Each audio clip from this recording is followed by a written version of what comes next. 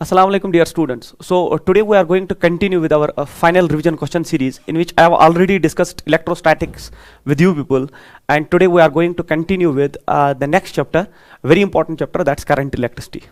So this is current electricity. Now question number 1. Question number 1 is the conductivity of an electrolyte is very low as compared to metal at room temperature because. तो question number first जो है वो ये कह रहा है कि एक इलेक्ट्रोलाइट का conductivity of an is very low. Conductivity of an electrolyte is very low as compare to metal at room temperature. क्या रीजन है कि एक इलेक्ट्रोलाइट का कंडक्टिविटी है वो लो होता है as in comparison to that of a metal at room temperature. मतलब रूम टेम्परेचर पे कंडक्टिविटी ऑफ दैट इलेक्ट्रोलाइट अगर कंपेयर किया जाता है मेटल के साथ, तो हमने देखा है कि conductivity of electrolyte is low in comparison to that of a metal. What is the reason for that? The reason for that is that at room temperature जो हमारा कंडक्टर होता है ना, उसमें फ्री इलेक्ट्रॉन डेंसिटी बहुत heavy होती है ना at room temperature, because conductor is called as a conductor. The reason is that it has always an electron gas or electron cloud available with it even at room temperature. While as for an electrolyte you have to increase the temperature in order to dissociate an electron into its ions. तो मतलब electrolyte में अगर आपको conductivity का जो concept है वो उसके आइंस की वजह से आ जाएगा। एज अ होल पूरे इलेक्ट्रोलाइट में कंडक्टिविटी का कंसेप्ट उसके आइंस में, जब वो आइंस में ब्रेक हो जाएगा तब जाके वो कंडक्ट करेगा। जैसे आपका NaCl है, वो डायरेक्टली तो कंडक्ट नहीं कर सकता, जब वो ब्रेक हो जाएगा Na positive and Cl negative में, तब जाके कंडक्शन जो है उसमें आ जाएगा। तो रूम टेम्परेचर पे हमने देखा है कि इलेक्ट्रोलाइट में कंडक्टिविटी पुअर होती है। द रीजन इज दैट कि इलेक्ट्रोलाइट में डिसोसिएशन ऑफ आइंस जो है वो उतना नहीं हुआ होता है, जबकि in case of a conductor we are always having a good electron density, जिसको हम इलेक्ट्रॉन गैस और इलेक्ट्रॉन क्लाउड भी कहते हैं, is always available at room temperature.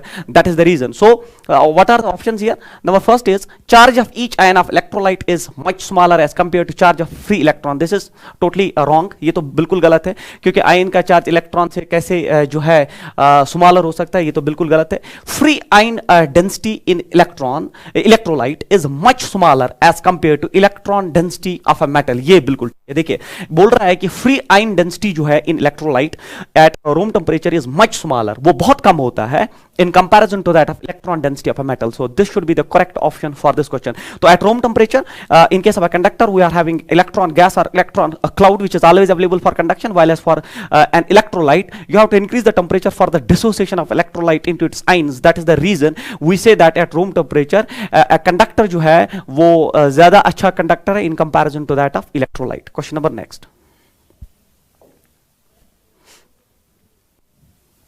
Very important again, the standard resistance coils are made of manganese because, तो जो standard resistance coils है वो इस alloy से, manganese is an alloy, इससे बनाई जाती है। standard resistance coils are made up of this alloy, है ना, manganese is an alloy।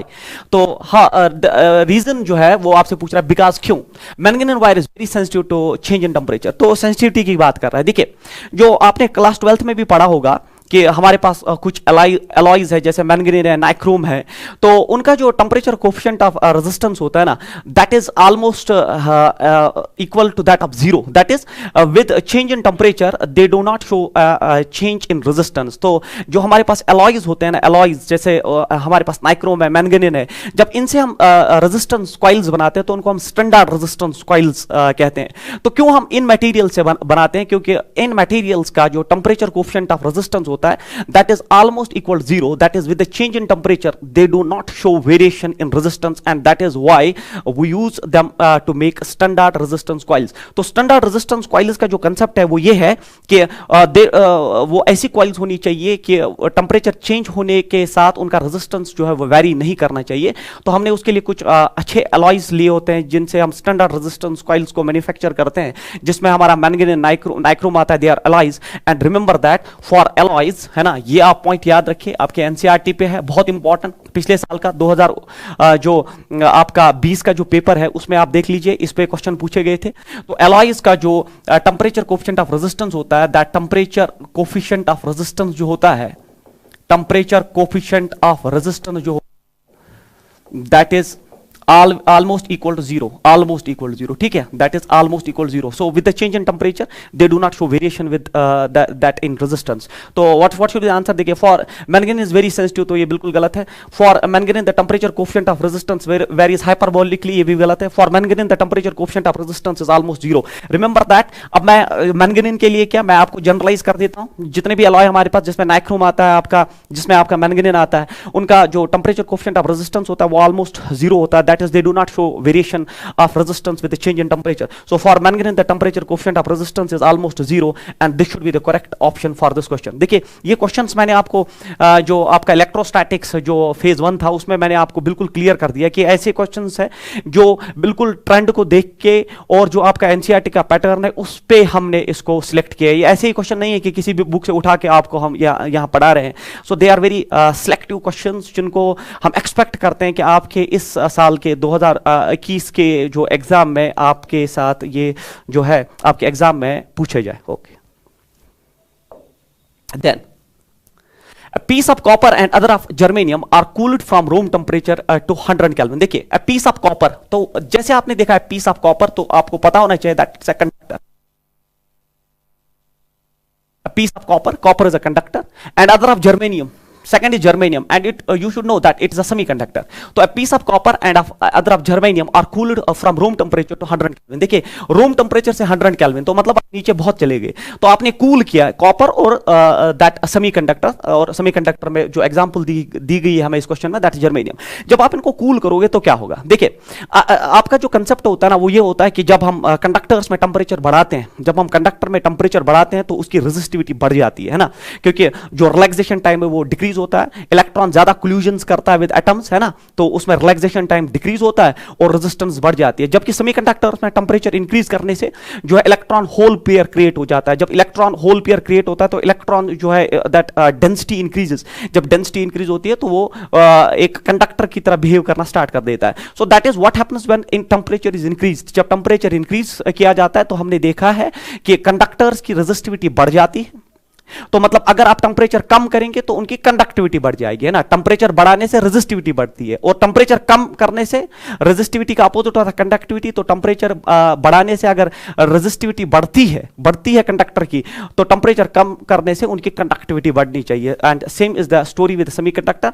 Germanium में टेंपरेचर बढ़ाने से कंडक्टिविटी बढ़ जाती है, तो अगर टेंपरेचर कम करेंगे तो रेजिस्टिविटी बढ़नी चाहिए. तो कंडक्टर में कंडक्टिविटी बढ़नी चाहिए जो है, and that in semiconductor it should get increased.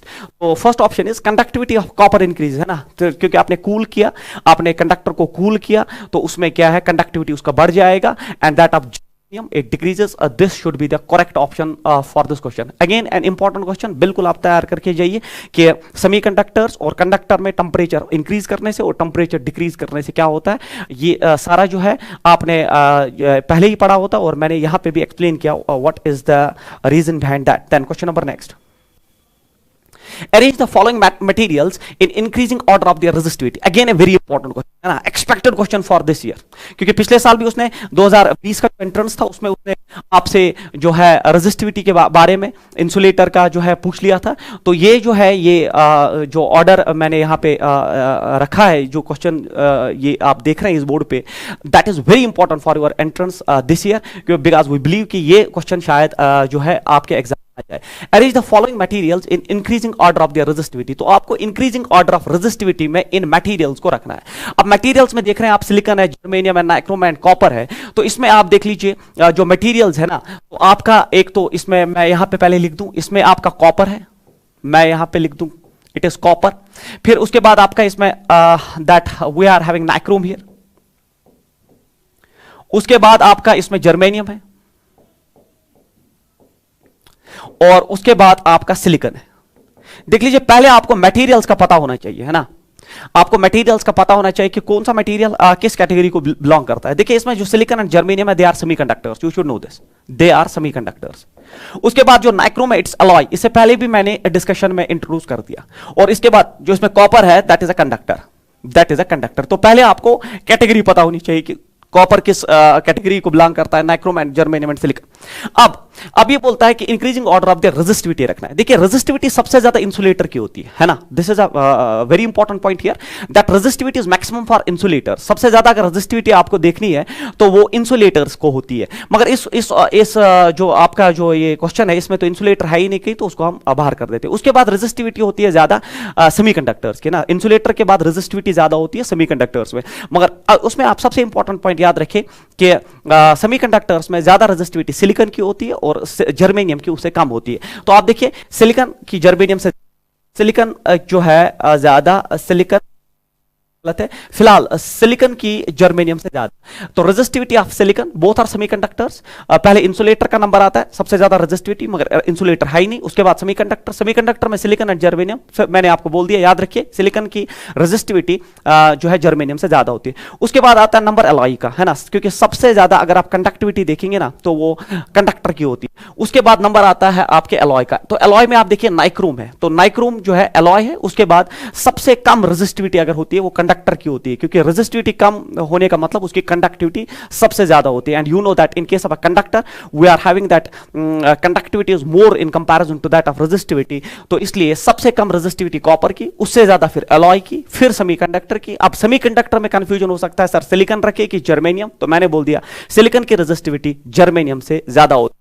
So this option is better here. Silicon is greater than germanium. Germanium की alloy से ज्यादा नाइक्रोम, नाइक्रोम की कंडक्टर से ज्यादा. So this should be the option here. तो याद रखिए अब कि सबसे ज्यादा रेजिस्टिविटी एक्चुअली इंसुलेटर्स की होती है, फिर सेमीकंडक्टर्स की, फिर अलॉयज की और फिर कंडक्टर्स की। अब इंसुलेटर तो है नहीं, सेमीकंडक्टर में दो ऑप्शन, उन दो ऑप्शंस में सिलिकॉन की रेजिस्टिविटी जर्मेनियम से ज्यादा होती है, उसके बाद अलॉय का नंबर आता है और सबसे कम रेजिस्टिविटी जो है कंडक्टर्स का होता है। अब जब रेजिस्टिविटी सबसे कम है तो कंडक्टिविटी सबसे ज्यादा कंडक्टर का ही होगा। उसके बाद question number next, very important question, then ohms law is true for metallic conductors at low temperature. बिल्कुल पहला ऑप्शन करेक्ट है, मेटलिक कंडक्टर्स के लिए ohms law ट्रू होता है एंड लो टेम्परेचर पे, है ना। दूसरा है for metallic conductors at high temperature, बिल्कुल गलत है। For electrolytes when this, for dipole तो बिल्कुल गलत है। ohms law इज ट्रू, है ना, this a very basic question जो आपको 12th में पता होता है कि ohms law is true only for those that conductors जो लो टेम्परेचर पे जब हम एक्सपेरिमेंट को कैरी करते हैं। Then question number next, the relaxation time in conductors, relaxation time की बात चल रही है ना, टा की बात, relaxation time in conductors increases with increase in temperature, decreases with increase in temperature. तो रिलैक्सेशन टाइम की बात चल रही है and it's a conceptual question. देख लीजिए, जब आप कंडक्टर में टेंपरेचर बढ़ा देते हैं तो जो क्लूजन फ्रीक्वेंसी है ना वो बढ़ जाती है, क्योंकि अब इलेक्ट्रॉन जो है वो काइनेटिकली मोर एक्टिव हो जाता है और उसके क्लूजन बढ़ जाते हैं। जब उसके क्लूजन बढ़ गए तो रिलैक्स करने का टाइम सीधी बात है कम हो गया। तो relaxation time means just time दो क्लूजन के बीच में जो वक्त गुजारता है, तो वो जो टाइम होता है उसको रिलैक्सेशन टाइम कहते हैं, क्योंकि वो रिलैक्स करता है। अब जब आप टेंपरेचर बढ़ा देंगे, जब टेंपरेचर बढ़ा देंगे तो क्लूजन फ्रीक्वेंसी बढ़ जाएगी। मतलब अगर ये फॉर एग्जांपल अगर ये 1 सेकंड के लिए रिलैक्स कर रहा था, अब ये 0.5 सेकंड के लिए ही रिलैक्स करेगा। तो मतलब by with the increase in temperature what we have seen is that the relaxation time decreases, is a very important objective that relaxation time in conductors in temperature, बिल्कुल गलत, decreases with increase in temperature, क्योंकि जब temperature बढ़ जाता है ना तो electron की क्लूजन फ्रीक्वेंसी बढ़ जाती है। जब क्लूजन फ्रीक्वेंसी बढ़ गई तो रिलैक्स करने का टाइम भी कहां है उसके पास, तो रिलैक्सेशन टाइम जो है वो डिक्रीज होता है। तो बहुत इंपॉर्टेंट क्वेश्चन है, आप ये तैयार करके जाएंगे। उसके बाद question number next, a constant potential difference is maintained across a conductor if the temperature of conductor is increased, the drift velocity of electron will। देखिए ड्रिफ्ट वेलोसिटी बेस्ड क्वेश्चन, तो पता ड्रिफ्ट वेलोसिटी का E into tau, है ना, this is for drift velocity of electron in case of those conductors. So E is the charge of electron, E is the strength of electric field, M is the mass of electron and ta is the relaxation time। जो ta जो है वो होता है relaxation time, that is called age relaxation time, जो हमने earlier question में भी डिस्कस किया कि टेंपरेचर बढ़ने से रिलैक्सेशन टाइम कम होता है। तो बोलता है constant potential difference is maintained across a conductor if the temperature of conductor is increase the drift velocity of electron will. बोलता है अगर टेंपरेचर इस वक्त बढ़ाएंगे तो ड्रिफ्ट वेलोसिटी को क्या होगा, पहले मुझे बोलिए। अगर आप टेंपरेचर बढ़ाएंगे तो रिलैक्सेशन टाइम डिक्रीज हो जाएगा, क्योंकि अर्लियर क्वेश्चन तो बिल्कुल हमने डिस्कस किया, जब टेंपरेचर बढ़ता है तो रिलैक्सेशन टाइम कम हो जाता है। अब जब रिलैक्सेशन टाइम कम हुआ तो सीधी सी बात है ड्रिफ्ट वेलोसिटी को भी कम होना पड़ेगा। So with the increase in temperature, actually what happens is that relaxation time decreases. With the decrease in relaxation time, the drift velocity will also decrease. So answer should be the drift velocity of electron will increase, decrease remains cannot say it will decrease। तो ये था जो है that question is वो बिल्कुल theoretical था, उसमें आपको रिलैक्सेशन टाइम का जो है कंसेप्ट पता होना चाहिए, ओक्लूजन फ्रीक्वेंसी ऑफ इलेक्ट्रॉन का, और इसमें सीधे आप फॉर्मूला से देख के देखते हैं कि टेम्परेचर बढ़ने से रिलैक्सेशन टाइम कम हुआ और उसकी वजह से ड्रिफ्ट वेलोसिटी भी कम हुआ। Then question number next, on increasing the temperature of a conductor its resistance increases because. देखिए आप सोचेंगे कि क्वेश्चंस तो थ्योरी, हाँ हमें पता है ये थ्योरेटिकल है, they are conceptual, they are theoretical and they are based on what we call as the latest trend, जो हमने आपके एग्जाम में जो पैटर्न पिछले साल का देखा है और वो इस साल भी कंटिन्यू होने जा रहा है। It is clear from the ministry. So हमने उसी पैटर्न को नजर में रखते हुए इन क्वेश्चंस को डिजाइन किया। तो ये बिल्कुल आप तैयार करके जाइए, इसमें जो है अभी एलिवेट होगा लेवल, मगर फिलहाल ये जो क्वेश्चंस है, क्योंकि पिछले साल उसने रेजिस्टिविटी पूछा था, इंसुलेटर का रेजिस्टिविटी, तो ये ऐसे क्वेश्चंस उसने पिछले साल पूछे थे जो बच्चा बिल्कुल छोड़ के जाता है, बड़े बड़े न्यूमेरिकल करके चला जाता है, मगर नीट का लेवल जो है ना वो थोड़ा सा अब नीचे आ गया है। तो you have to work accordingly so that these conceptual questions आपसे गलत ना हो जाए। बड़े न्यूमेरिकल तो कर पाते हैं मगर ये छोटे छोटे क्वेश्चन जो है आपसे वहां रह जाते हैं। इसका ये मतलब नहीं सिर्फ हमने यही पैटर्न इसमें रखा है, आपको आगे पता चलेगा कि इसमें कितनी चीजें आपको सीखने को मिलेंगी ना। Increasing the temperature of a conductor its resistance increases because, बोलता है टेम्परेचर बढ़ाने से रेजिस्टेंस, देखिए जब टेम्परेचर आप बढ़ाएंगे तो रेजिस्टेंस क्यों बढ़ती है, तो पहले रेजिस्टेंस का फॉर्मूला आप देख लीजिए। रेजिस्टेंस का फॉर्मूला होता है रो एल बाई ए, है ना, ये आपको इस स्टेज ऑफ एंट्रेंस में बिल्कुल पता होना चाहिए। इवन ये 10th में भी पढ़ाते हैं आपको, resistance of a conductor is rho L by A. अब टेम्परेचर बढ़ गया तो रेजिस्टेंस को क्या होगा, मुझे आप बोलिए। जब टेम्परेचर का वेरिएशन है तो हम इस रेजिस्टिविटी को भी ब्रेक करते हैं, ये होता है resistivity m by n e square tau. बहुत इंपॉर्टेंट है, आपको याद होना चाहिए, ये फॉर्मूला डायरेक्टली पूछा जाता है। रेजिस्टिविटी इज न्यूमेरिकली इक्वल, है ना, इसका फॉर्मूला क्या होता है, अलग ऑब्जेक्टिव देखेंगे अपने ऑब्जेक्टिव बुक्स में आप, that R is equal rho L by A. Resistivity इसमें हम डिराइव करते हैं आपके बोर्ड में, that's m by n e square tau, where m is mass of electron, n is number density of electrons, e is charge of electron and tau is called relaxation time. Length and area तो constant ही है। अब आप मुझे बोलिए इस formula में आप देख लीजिए, अगर आप टेम्परेचर बढ़ाते हैं तो इंक्रीजेस बिकॉज, बोलता है अगर टेम्परेचर हम बढ़ाते हैं कंडक्टर का उसकी रेजिस्टेंस बढ़ती है, वजह क्या है उसके पीछे। अब मुझे बोलिए जब आप टेम्परेचर बढ़ाएंगे बच्चों, जब आप टेम्परेचर बढ़ाएंगे, देख लीजिए very clear, if temperature is increase तो what happens to the relaxation time, it decreases.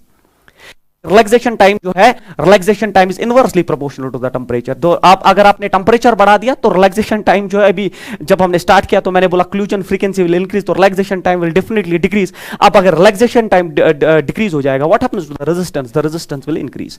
सो वही तो बोल रहा है, बोलता है on increasing the temperature of a conductor its resistance increases, on increasing the temperature its resistance increases. Why what is the reason, the reason is relaxation time decreases. So that should be the answer, relaxation time decreases, mass of electron increases, nonsense, electron density decreases, तो ये छोड़ दीजिए आप, relaxation time जो है decreases is the correct answer for this question. देखिए formula जो है आपको बिल्कुल पता होना चाहिए, that rho resistivity is numerically m by n e square टा।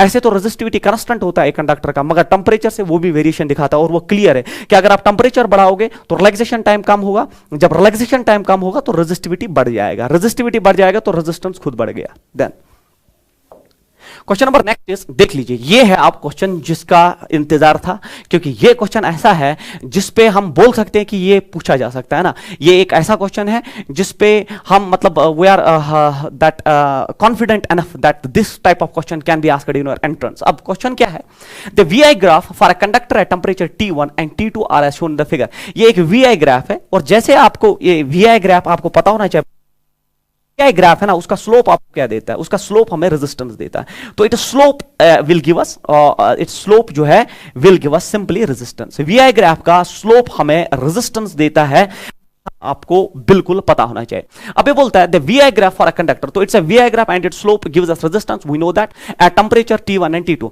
तो अब आपके पास एक वीआई ग्राफ है कंडक्टर का एट टेंपरेचर, ये T1 है, ये टेंपरेचर T2 है as shown in the figure. तो T2 minus T1 is proportional to, मतलब आपका जो क्वेश्चन है वो आपसे पूछ रहा है कि मुझे आप कैलकुलेट करके दो T2 minus T1 is proportional to what. So this is a very important question जो आप बिल्कुल अपने एग्जाम के लिए तैयार करके जाएंगे।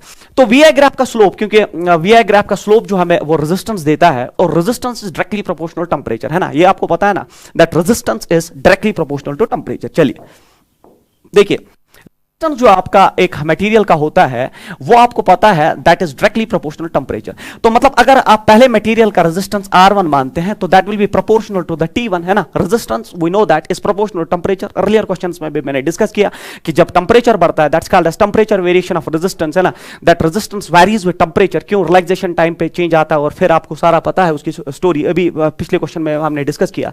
तो resistance is a function of temperature and here resistance is given by the slope of this curve, slope of this curve, क्योंकि रेजिस्टेंस यहां इस VI कर्व के स्लोप से दिया जाता है। तो मुझे बोलिए that then it should be proportional to, तो TI वाले जो रेजिस्टेंस R1 टेम्परेचर T1 पे है तो उसका स्लोप जो है तो वो होगा ना tan ऑफ थीटा। तो आपका जो पहला इक्वेशन है ना that R1 resistance is a function of temperature and temperature जो है टेम्परेचर जो है वो यहां पे आप देख लीजिए, क्योंकि VI ग्राफ का स्लोप हमें रेजिस्टेंस देता है तो resistance is a function of temperature and resistance is given by the slope of VI graph. So यहां पे पता चला that T1 is proportional to tan theta. In the same fashion R2 जो होगा, R2 is also a function of temperature that is T2, है ना। अगर temperature T2 पे मान लीजिए रेजिस्टेंस जो है R2, so that should also be a function of, now अब आप मुझे बोलिए एंगल क्या है, तो एंगल इज दिस वन, है ना। This is the angle here, सी।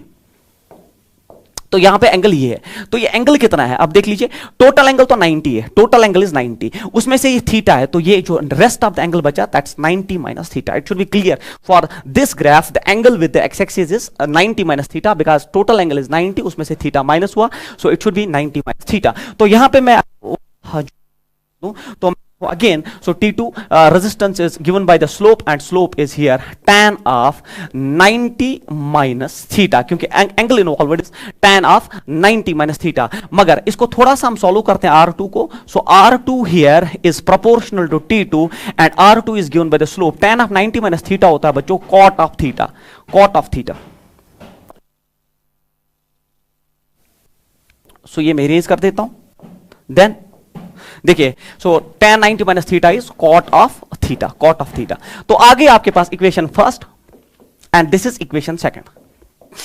अब क्वेश्चन में हमसे पूछा गया है we have to find this T2 minus T1 is proportional to. अब मुझे आप बोलिए T2 minus T1 is proportional to, या मैं यहीं पे लिख दूं, देखिए T2 minus T1 is proportional to, तो मुझे बोलिए आप ये होगा ना फिर proportional to it is cot of theta, क्योंकि T2 is cot of theta here proportional and T1 is proportional tan of, तो माइनस tan ऑफ थीटा, है ना। देखिए T2 माइनस T1 तो होना चाहिए ना proportional to cot of theta, क्योंकि T2 is proportional to cot of theta minus tan of theta.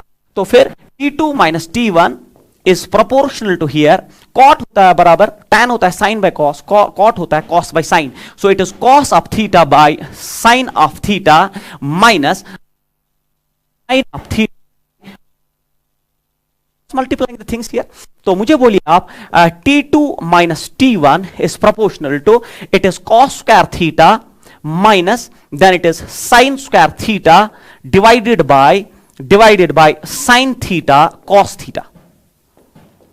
Now अगर इसको हम 2 से मल्टीप्लाई करें और 2 से डिवाइड भी करें, करने की जरूरत भी नहीं क्योंकि यहाँ प्रोपोर्शनलिटी है, तो आप अगर ऐसे भी रखेंगे क्योंकि हमें प्रोपोर्शनलिटी में ही निकालना है, तो ये जो होता है ना twice of cos square theta minus sine square theta, ये पता होना चाहिए that it is cos 2 theta divided by twice of sine theta cos theta होता है बराबर sine of 2 theta. Now that cos by sine is cot theta, क्योंकि sine by cos is tan theta, so it is proportional to cot of 2 theta should be the answer of this question। So T2 minus T1 जो हमारा ये था difference, हमें proportionality बोलना था किसके proportional है, so it is definitely proportional to cot of 2 theta, so it is cos 2 theta sine and C should be the answer. देखिए बहुत ही इंपॉर्टेंट क्वेश्चन था, है ना। अगर आपको इसमें पूरा आपको इसका कंसेप्ट और आपको जो है थोड़ा आपको मैथमेटिक्स भी इन्वॉल्व इसमें करना था, but believe me this the important question, आप इसको बिल्कुल तैयार करके जाइए। तो ये VI ग्राफ था, VI ग्राफ का स्लोप हमें रेजिस्टेंस देता है, ये आपको पता होना चाहिए। उसके बाद ये बोल रहा था कि T2 माइनस T1 का जो है डिफरेंस मुझे बोलिए किसके प्रोपोर्शनल है, तो मैंने कुछ नहीं किया, मैंने बोला कि resistance is a function of temperature and here resistance is given bye tan theta, है ना। तो tan theta that is the slope of VI करो, तो T1 के लिए tan थीटा, फिर T2 के लिए मैं फिर से गया tan theta, but angle involved is 90 minus theta, तो वो जो है वो cot थीटा होता है, एंड फिर बाकी T2 माइनस T1 से मैंने cot theta minus tan theta, फिर बाकी मैथमेटिक्स करके फाइनली जो एक्सप्रेशन आई, तो very important and is expected for your entrance this year. Then Question number next is the resistance of a wire at 20 degree it is 20 ohm and at 500 degree is 60 ohm. At which temperature its resistance will be 25 ohm. ये believe एक ऐसा question है, ये एक ऐसा question है जिसको जो बच्चा है वो कैसे करना स्टार्ट कर देता है। देखिए उन बच्चों को जो है, आप सबको ये फॉर्मूला तो पता हो कि R is equal R not. देख लीजिए अप्रोच आपका 1 प्लस अल्फा डेल टी। देखिए मैं आपको आपका अप्रोच दिखाता हूं और फिर मैं आपको दिखाऊंगा कि इसको एक master what we call as trick या मास्टर कंसेप्ट से कैसे सॉल्व किया जाता है इन दैट 1 मिनट टाइम। अगर आपको ये तरीका पता है तब आपको इस क्वेश्चन से कभी डर नहीं लगेगा, आप कभी भी इसका क्वेश्चन जो है आराम से कर सकते हो। देखिए मैं आपको बोलूं पहले आपका अप्रोच इस क्वेश्चन को करने का क्या है। The resistance of a wire at 20 degree centigrade is 20 ओम, मतलब 20 डिग्री पे 20 ओम। 20 ओम तो आप क्या करते हैं, आर नॉट होता है 0 डिग्री पे, तो आप लिखते हैं यहां पे डेल टी हो गया 20 माइनस 0 तो हो गया 20 डिग्री पे सर 20 ओम। यहां से आप आर नॉट निकालेंगे, ठीक है, निकाल दिया आर नॉट, ठीक है, मगर अल्फा भी पता ही नहीं। उसके बाद दूसरी इक्वेशन 500 पे 60 ओम, तो आप यहां 500 यहां 60 ओम, तो वहां से आर नॉट फिर यहां ड्रॉप करते हैं, निकालते हैं अल्फा। अब जब अल्फा निकला फिर वो बोलता है eight which temperature resistance will be 25। तो तीन इक्वेशंस बनाते हैं आप, है ना, फाइनल इक्वेशन फिर तीसरी इक्वेशन। तो तीन इक्वेशंस करते करते जो है आपका जो है 4 से 5 मिनट निकल जाएंगे, और जब 4 से 5 मिनट निकल जाएंगे मतलब आपने 4 से 5 क्वेश्चंस का टाइम जो है वो जाया कर दिया, और एंट्रेंस में उतना टाइम नहीं होता। So for this thing I will give what we call as concept. मैं आपको एक ऐसा कंसेप्ट दूंगा जो सिर्फ यहां पे ही काम नहीं करता, इवन वो कंसेप्ट जो है आपके काइनेमैटिक्स के क्वेश्चन को उड़ा के रख सकता है अगर आपको वो प्रॉपरली अप्लाई करना आता है। सर वो कंसेप्ट क्या है, तो ये जो है ये तरीका इस क्वेश्चन को करने का बिल्कुल जो है एक लेंथी प्रोसीजर है। मैं नहीं बोल रहा हूं गलत है, it's a lengthy procedure, but entrance mean speed, and जिसकी स्पीड अच्छी है वही एंट्रेंस में क्वालिफाई करता है। क्योंकि आपको वहां किसी को प्रूव करके तो नहीं देना है कि सर ये ऐसे आया है ना, you have to go for a correct option and आपको ओएमआर शीट में वहां फिल करना है। तो इसलिए आप देख लीजिए एंट्रेंस में जो रिक्वायरमेंट होती है, जो शॉर्टकट और स्पीड का मसला होता है, जिसको ये चीजें पता है वो सिर्फ इस क्वेश्चन को कर सकता है। आप देखिए the resistance of a wire at 20 ohm this. अब ये वायर है तो मतलब कंडक्टर है, आपको पहले ग्राफ पता होना चाहिए, रेजिस्टेंस वर्सेस टेंपरेचर का graph for conductor. So resistance versus temperature, you should know the graph between resistance versus temperature for a conductor, क्योंकि it's a wire so definitely it's a conductor।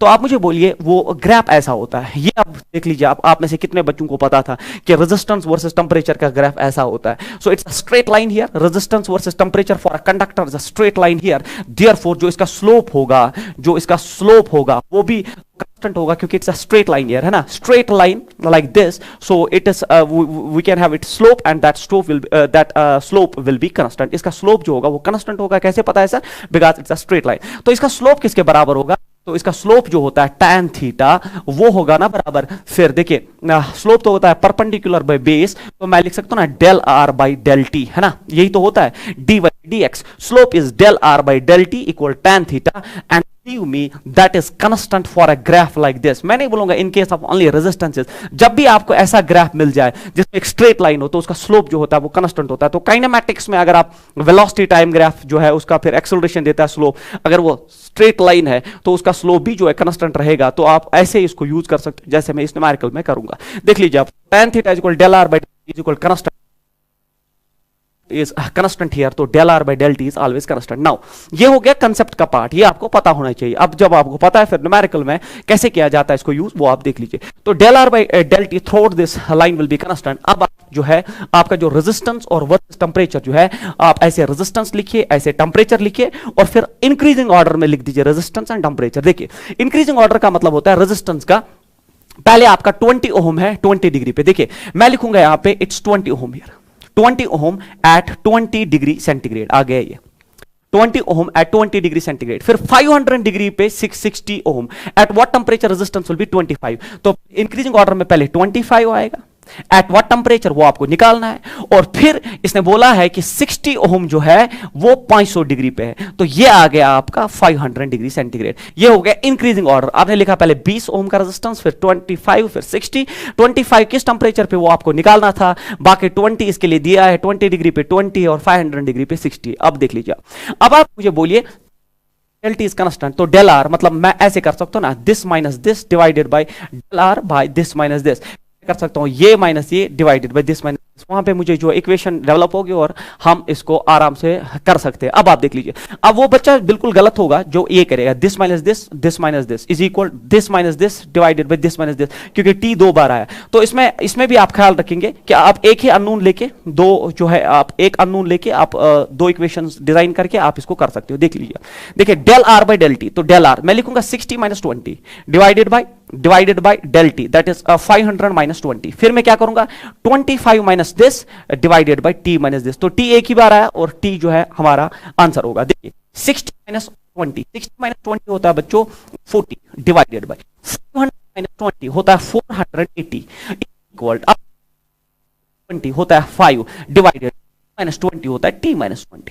अब ये बोलिए 0 0 cancel, 4 1 जा 4 12 जा 48। अब cross multiply करिए, cross multiply देखिए t minus 20 is equal to ये हो गया 60 है ना, 12 into 5 is 60, so t is equal 80 degree centigrade should be the answer of this question. तो ऑप्शंस में देख लीजिए, लास्ट ऑप्शन है। देखा आपने कैसा क्वेश्चन था ये, है ना।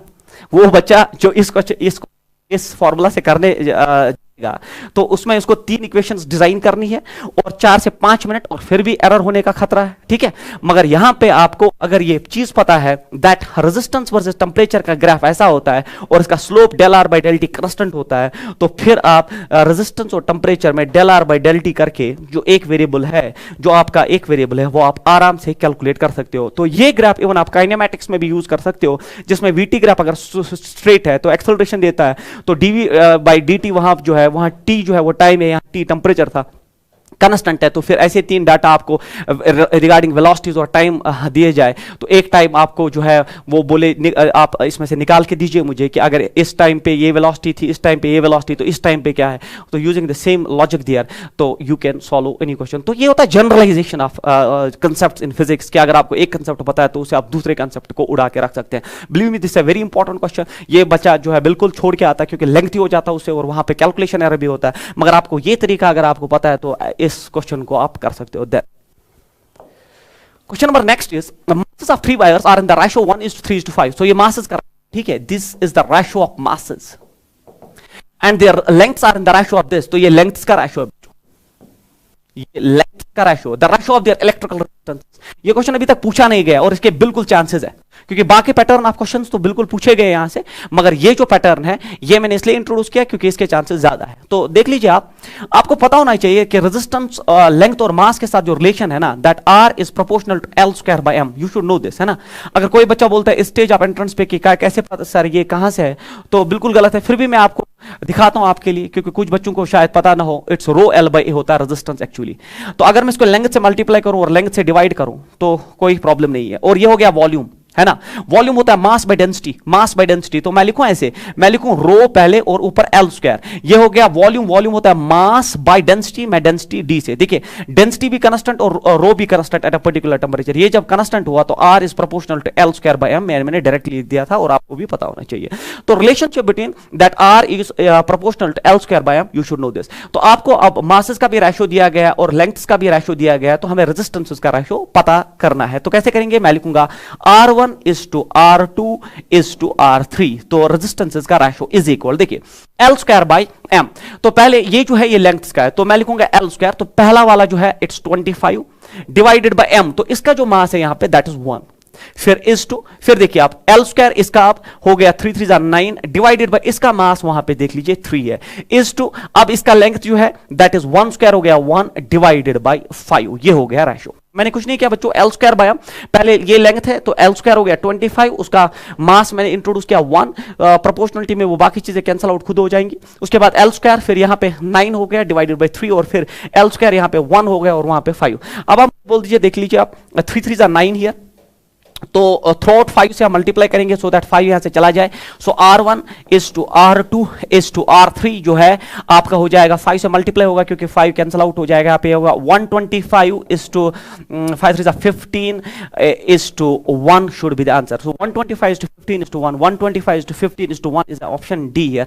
सो दिस इज द आंसर। तो ये रिलेशन बिल्कुल आप तैयार करके जाइए, हो सकता है ये क्वेश्चन आपके एंट्रेंस में आ जाए। उसके बाद next, the color code strips are on a carbon resistance used in electronic circuit stacking from one end are brown, black green. तो ये आपका colour coding of carbon resistors. और इसमें आप बहुत जो है ये क्वेश्चन जो है ना, ये क्वेश्चन पता नहीं इसमें क्या उतना खास रखा है कि हर बार नीट में पूछा जाता है, तो आप कलर कोडिंग बिल्कुल तैयार करके जाइए, ठीक है। तो आर एंड गोल्ड, तो ये हो गया the value of resistance and its tolerance are. तो आपको रेजिस्टेंस तो कलर कोडिंग में आप एंट्रेंस में बिल्कुल आपने तैयार किया होता है।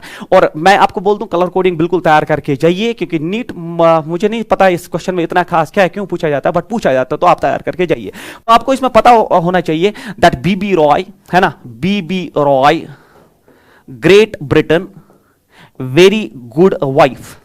तो ये जो होता है इसमें ब्लैक होता है, ब्लैक, ये होता है ब्राउन, देख लीजिए आप, ये होता है आपका रेड, ये होता है ऑरेंज। देखो मैं आपको पूरा पैटर्न ही दिखा रहा हूं। This is yellow, this is green here, this is blue, this is violet, this is violet, this is grey here, और दिस इज व्हाइट, व्हाइट। चलिए अब मुझे बोलिए, पहले डिजिट होता है ये, तो इसका वैल्यू होता है 0 1 2 3 4 5 6 7 8 एंड 9। फिर होता है multiplier, that's 10 raised power 1, 10 raised power 2, 10 raised power 3, 10 raised power 4 and so on. ये हो गया टॉलरेंस में। आपको पता है टॉलरेंस में बच्चों, अगर गोल्ड है तो टॉलरेंस होता है बराबर ±5%, रॉयल कलर है ये। उसके बाद सिल्वर थोड़ा इससे सस्ता कलर है, तो इसका जो होता है इट्स ±10%, तो 10% का वेरिएशन हो सकता है। और अगर नो कलर है तो मान लीजिए चाइनीज रजिस्टर है, नो कलर मतलब चाइनीज रजिस्टर, और ±20% का वेरिएशन हो सकता है। मतलब गोल्ड का स्टैंडर्ड यहां पे भी है, ठीक है, 5% की गलती हो सकती है, उससे ज्यादा नहीं। सिल्वर उससे थोड़ा सस्ता, और नो कलर मतलब होता है चाइनीज, बिल्कुल जो प्रोडक्ट है वो आपका जो है वो खराब प्रोडक्ट होगा, मगर उनका एक ही स्टैंडर्ड प्रोडक्ट है वो कोविड, वो आप जानते हैं। उसके बाद the color code of strips on carbon resistance are used here as stacking from one side of brown। तो आपका पहला कलर ब्राउन, दूसरा कलर है आपका जो तीसरा कलर है दैट्स ग्रीन होते हैं बच्चों। और उसके बाद आपका टॉलरेंस है वो है गोल्डन। तो खेल खत्म। तो गोल्डन मतलब होता है पहले ही ±5%, ±5%। तो ऑप्शंस में पहले देखो ±5%, 3 ऑप्शंस है ना, तो मतलब ये तो पहले ही खत्म बाहर, 3 में 75% प्रोबेबिलिटी आ गई आपकी। उसके बाद अब ब्राउन, पहले 2 कलर्स होते हैं, 2 डिजिट्स, फर्स्ट 2 कलर्स आर, क्योंकि एक डिजिट होता है बच्चे यहां पे, this is a digit here, मैं आपको पूरा कलर कोडिंग ही पढ़ा रहा हूं, and this a multiplier, this is a multiplier. तो पहले डिजिट्स होते हैं। देखिए पहला कलर ब्राउन है, तो ब्राउन जो है वो 1 है, ब्राउन इज 1। देन दूसरा डिजिट है black, black is 0। Then multiplier is 10 raised power, green colour का जो मल्टीप्लायर है वो 10 रेज़्ड पावर 5 होगा, है ना, 10 रेज़्ड पावर 5 होगा। और फिर मैंने आपको बोला plus minus it should be 5%, क्योंकि जो टॉलरेंस है वो गोल्डन है। तो मुझे बोलिए हो गया 10 raised power 6, 10 raised power 6 plus minus 5% should be the answer. तो 10 रेज़्ड पावर 6, देखिए 1 × 10 raised power 6, 1 × 10 raised power 6 plus minus 5%, ये भी गलत। So this should be the answer. तो कलर कोडिंग आप बिल्कुल तैयार करके जाए आपके एग्जाम के लिए। मैं आपको फिर से बोल दूं कि ये क्वेश्चन हर साल आपके नीट में पूछा जाता है, तो बिल्कुल कार्बन कोडिंग आप तैयार करके जाइए। उसके बाद देखिए वेरी इंपॉर्टेंट क्वेश्चन आईआईटी में पूछा गया है, और ये ऐसा क्वेश्चन है जो आपके डायमेंशन से इंक्रीज कर देगा, है ना, डायमेंशन इंक्रीज कर देगा आपके करंट इलेक्ट्रिसिटी में। क्वेश्चन क्या है sir, in the circuit shown if between A and B will be. तो बोलता है इस सर्किट में जो कंडक्टिंग वायर ए बी है, तो इसमें जो डायरेक्शन ऑफ करंट है वो किस डायरेक्शन में है, मतलब flow in the direction which will be decided by the value of V. जो इसमें जो करंट का डायरेक्शन है वो decided by the value of V है क्या, बी 0, क्या 0 है वो, flown from B to A, क्या बी टू ए जाएगा करंट, या flown from B to B, A to B जाएगा। तो जैसे ही को बच्चा देखता है तो पहले उसका जाता है व्हीटस्टोन ब्रिज पे जाना चाहिए ना, जो अच्छा बच्चा होगा वो पहले व्हीटस्टोन ब्रिज पे जाना चाहिए। व्हीटस्टोन ब्रिज में अगर ऐसा हुआ कि इट इज P/Q, तो अगर मैं ऐसा मानता हूं, अगर इस क्वेश्चन में मैं ऐसा मानता हूं कि this is P here, this is Q and this is R and this is S, तो अगर जो व्हीटस्टोन ब्रिज है बैलेंस्ड व्हीटस्टोन ब्रिज होगा तो P/Q का रेशो R/S, जब P/Q इज इक्वल R/S, तो ये 2 पॉइंट्स इक्वल पोटेंशियल पे आते हैं, तो इस में से करंट जो है वो 0 हो जाएगी। तो पहले वही चेक करिए, क्योंकि 0 भी ऑप्शन है। देखिए 4/4 हो गया 1, 1/3 हो गया less than 1, so it is not a balanced Wheatstone bridge, so it is a Wheatstone bridge but an unbalanced Wheatstone bridge। तो मैं यहां पे लिख दूं it is an unbalanced Wheatstone bridge, so it is an unbalanced Wheatstone bridge। very important concept, it is N unbalanced Wheatstone bridge. अब जब unbalanced Wheatstone bridge बच्चा देखता है तो वो जो अपनी प्रिपरेशन में जो उसका तरीका होता है वो इसकी इक्विवेलेंट रेजिस्टेंस कैलकुलेट करना स्टार्ट कर देता है। बट बिलीव में ऐसा कभी नहीं पूछा गया है इक्विवेलेंट रेजिस्टेंस आपको व्हीटस्टोन ब्रिज का कैलकुलेट करना है, नहीं पूछा जाएगा। और अगर आप ये करके जाएंगे कि आप इक्विवेलेंट रेजिस्टेंस व्हीटस्टोन ब्रिज का आप अपने घर में भी प्रिपरेशन में जो उसको कर रहे हैं तो आप अपने टाइम को किल कर रहे हैं, और बिल्कुल ऐसा गलत है।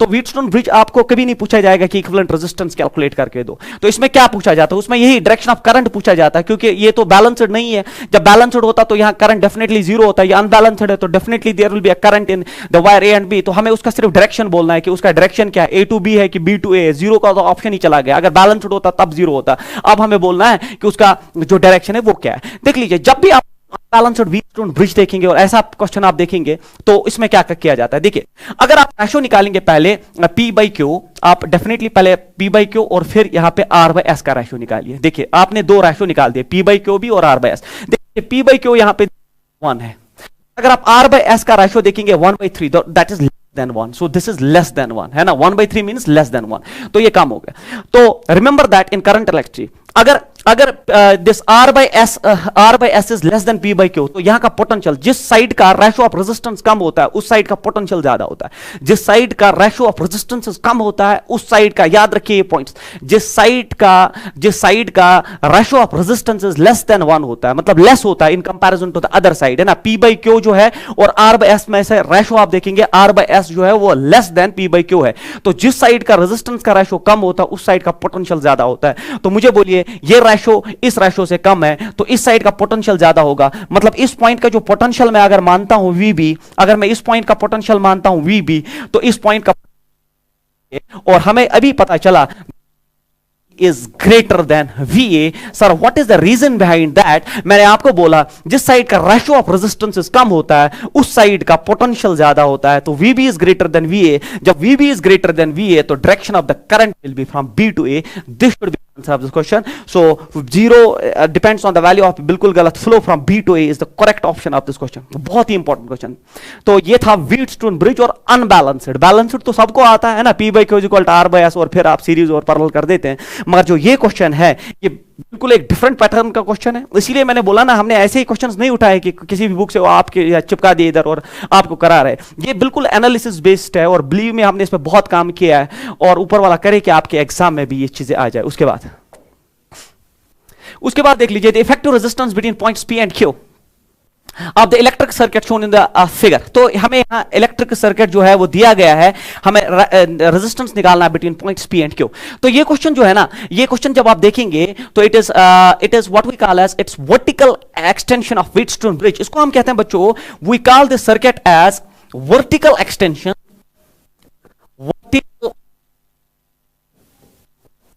ऑफ व्हीटस्टोन ब्रिज कहते हैं इसको। We call this as vertical extension of Wheatstone bridge। So हम इसको vertical extension of Wheatstone bridge कहते हैं। अब आप मुझे बोलिए, देखिए vertically है ना, vertically ये जो है ये पहले ऊपर फिर नीचे, so it's vertical extension of Wheatstone bridge। कैसे पता चला आपको? सर देखिए, 2R by 2R it's 1, तो R by R it's again 1, it's 2R by 2R it's again 1। तो मतलब जो है ये लाइन रेजिस्टेंस भी बाहर जाएगा कैलकुलेशन से, और ये भी पूरी आईआईटी में पूछा गया है और आप इसको तैयार करके जाएंगे। ये आपके आईआईटी जे में पूछा गया है और ये vertical extension of Wheatstone bridge कहलाता है। आपको कैसे पता चला सर? क्योंकि 2R by 2R is 1, R by R is 1, 2R by 2R is again 1। तो मतलब ये लाइन इक्वल पोटेंशियल पे आ गई तो इसमें से करंट नहीं चलेगी, तो ये दो रेजिस्टर जो है वो बाहर जाएंगे। अगर इसका इक्विवेलेंट डायग्राम आप यहां पे बना दे, अगर इसका से डायग्राम बना दे तो इसका इक्विवेलेंट मैं यहां पे बना दूं। इक्विवेलेंट रेजिस्टेंस में मेरे बच्चों ये 2R plus 2R हो गया 4R, क्योंकि सीरीज में ऐड होता है। मतलब यहां पे एक रेजिस्टेंस है जिसका वैल्यू है 4R, फिर यहां पे देखिए small r plus small r हो गया स्मॉल 2R। इसका ख्याल रखिए आप कौन सा R है ये इन्वॉल्वड, और नीचे भी हो गया 2R plus 2R हो गया एक 4 जो है R का रेजिस्टेंस, और ये हो गया आपका पॉइंट P और ये हो गया आपका पॉइंट Q। तो आपने बीच वाला लाइन तो उड़ा के रख दिया इधर, because it's vertical extension of Wheatstone bridge. तो ये सेम पोटेंशियल पे आने की वजह से ये बाहर गया, और फिर बाकी आपको पता है this is series and series में रेजिस्टेंस ऐड होती है। अब मुझे बोलो, अब ये तीनों पैरेलल है और ये जो 4R है और ये 4R जो है ये पैरेलल में है, और पैरेलल में क्या होता है बच्चों, it is 1/4r plus 1/4r,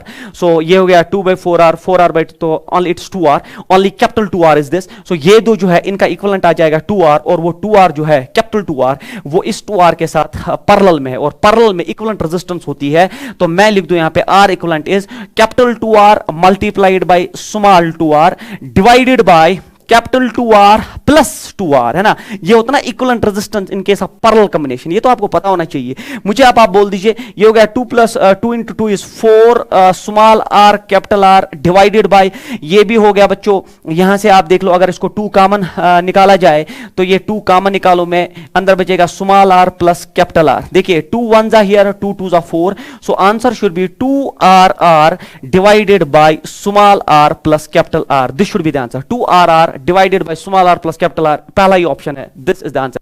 तो ये हो गया vertical extension of Wheatstone bridge. इससे पहले अनबैलेंस्ड व्हीटस्टोन ब्रिज में मैंने पूछा आपसे, वो कभी आपसे रेजिस्टेंस पूछेगा, वो डायरेक्शन ऑफ करंट पूछता है, और जिसका लॉजिक मैंने समझा दिया आपको, और ये अब व्हीटस्टोन ब्रिज ही है, और इसको vertical extension of Wheatstone bridge वो तो पता ही होता है आपको, वो 4 रेजिस्टर्स का, तो यहां तो 6 तो 8 रेजिस्टर्स है, तो इसमें कैसे आप देखोगे, तो ये रेजिस्टेंस तो चले गए, फिर आपने सीरीज पैरेलल यूज करके, ये पहले इसका इक्विवेलेंट डायग्राम आ गया, ये दो पैरेलल में है तो इनका नेट हो गया 2r, वो आपको पता ना चाहिए, वो 2r कैपिटल 2r इसके साथ पैरेलल में है, तो फिर मैंने यूज किया equivalent of parallel, and finally answer is this.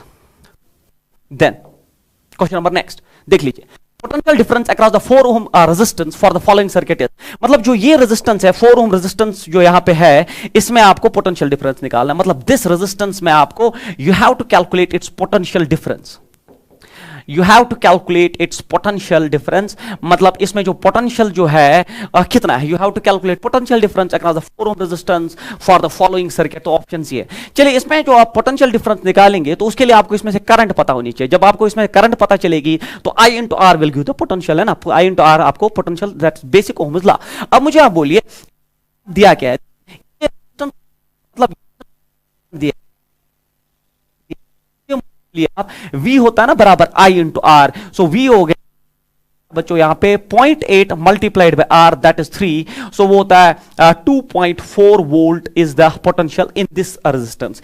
अगर ये 2.4 वोल्ट का रेजिस्टेंस का पोटेंशियल है यहां पे, क्योंकि ये इसके साथ पैरेलल में, ये भी डेफिनेटली 2.4, क्योंकि पैरेलल में पोटेंशियल जो है वो सेम रहता है। जब ये 2.4 आ गया यहां पे, नाउ दिस इज 2.4 हियर, तो अब आप यहां से जो है मुझे बोल दीजिए यहां की करंट क्या होगी, क्योंकि आप पोटेंशियल भी है करंट भी है, तो सर यहां जो करंट होगी वो, एंड दैट इक्वल टू 0.4, क्योंकि 6 4 24, इट्स 0.4 हियर, तो 0.4 एम्पियर की करंट यहां चलेगी, सो it is 0.4 ampere current here.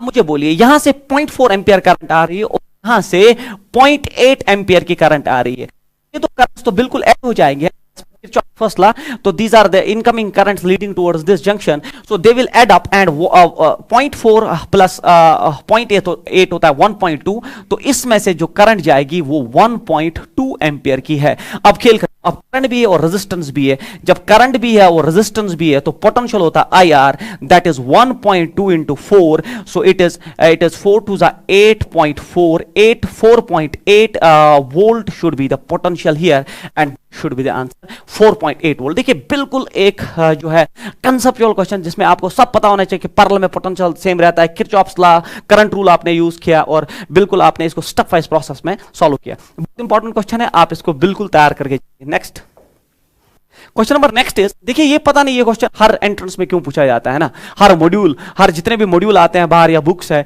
ये क्वेश्चन बिल्कुल कॉमन है, उतना कुछ खास नहीं है, बिल्कुल बेसिक क्वेश्चन है। अगर आपको बेसिक नॉलेज है करंट इलेक्ट्रिसिटी में तो आप ये कर सकते हैं, मगर हम यहाँ आपको ये चूज करने का जो है ये क्यों लिया आपने सर अपने इसमें फाइनल रिविजन क्वेश्चन सीरीज में आपने क्यों लिया, क्योंकि बहुत सारे मॉड्यूल्स में और ये हर बार पूछा गया है, मैक्सिमम एंट्रेंस में पूछा गया है, शायद इस साल भी एग्जाम है, दैट इज वाई हमने इसको यहां रखा है। देखिए if each resistance in figure is of 9 ओम, मतलब इस जितनी भी रेजिस्टेंसेस है ना वो सारी 9 ओम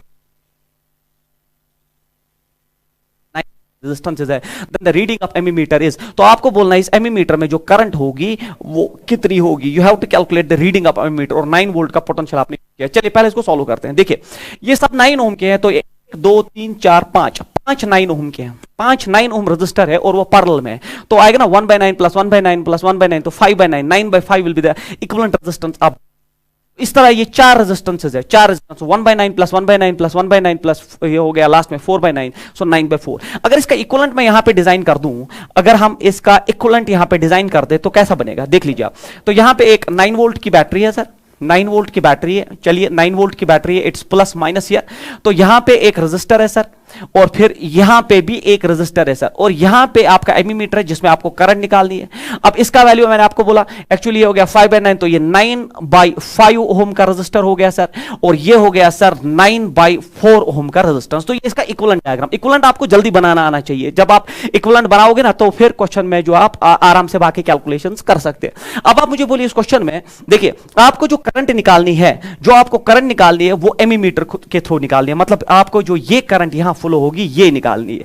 तो अगर ये करंट यहां जो आपको जो ये रिक्वायर्ड करंट है जिसका आपको एमीमीटर जो है वैल्यू दिखाएगा, तो मुझे बोलिए आप पहले ये 9 वोल्ट इसके भी थ्रू है और इसके भी थ्रू, दे आर पैरेलल। और आपको पता है अभी मैंने आपको इससे पहले भी पढ़ा है और आपने पढ़ा होगा कि पैरेलल में पोटेंशियल कांस्टेंट रहता। तो ये भी हो गया 9 वोल्ट और मेरे बच्चों ये भी हो गया 9 वोल्ट। अब मुझे बोलो 9 वोल्ट भी पता, वोल्टेज भी पता, रेजिस्टेंस भी पता है, तो आपको इस ब्रांच में करंट पता चलेगी। वही रेजिस्टेंस का जो करंट है, वही रेजिस्टेंस का जो करंट है वो एमीमीटर आपका डिफ्लेक्शन दिखाएगा, and that is what is asked. अगर ये एमीमीटर क्वेश्चन में यहां पे होता तब आपको ये करंट भी निकालनी थी और ये करंट भी निकालनी थी, ऐड करके एमीमीटर दिखाता। तो इसने बहुत आसान करके पूछ लिया आपको सिर्फ इस ब्रांच में से निकालना है। अब मुझे बोलो पोटेंशियल भी पता है और रेजिस्टेंस भी पता है, तो मुझे बोलो आप करंट होता है बराबर potential, potential is 9 divide by resistance, resistance is 9 divide by 5, 9 9 चला गया, 5 ampere should be the current and that should be the deflection ammeter, so answer should be 5 ampere. देख लीजिए कितना जबरदस्त क्वेश्चन है ना, कंसेप्चुअल क्वेश्चन है। इसमें ख्याल रखिए रेजिस्टेंस यहां पे है, एमीमीटर यहां पे, तो आपका जो है आसान होगा। अगर यहां होता तो आपको इस ब्रांच में भी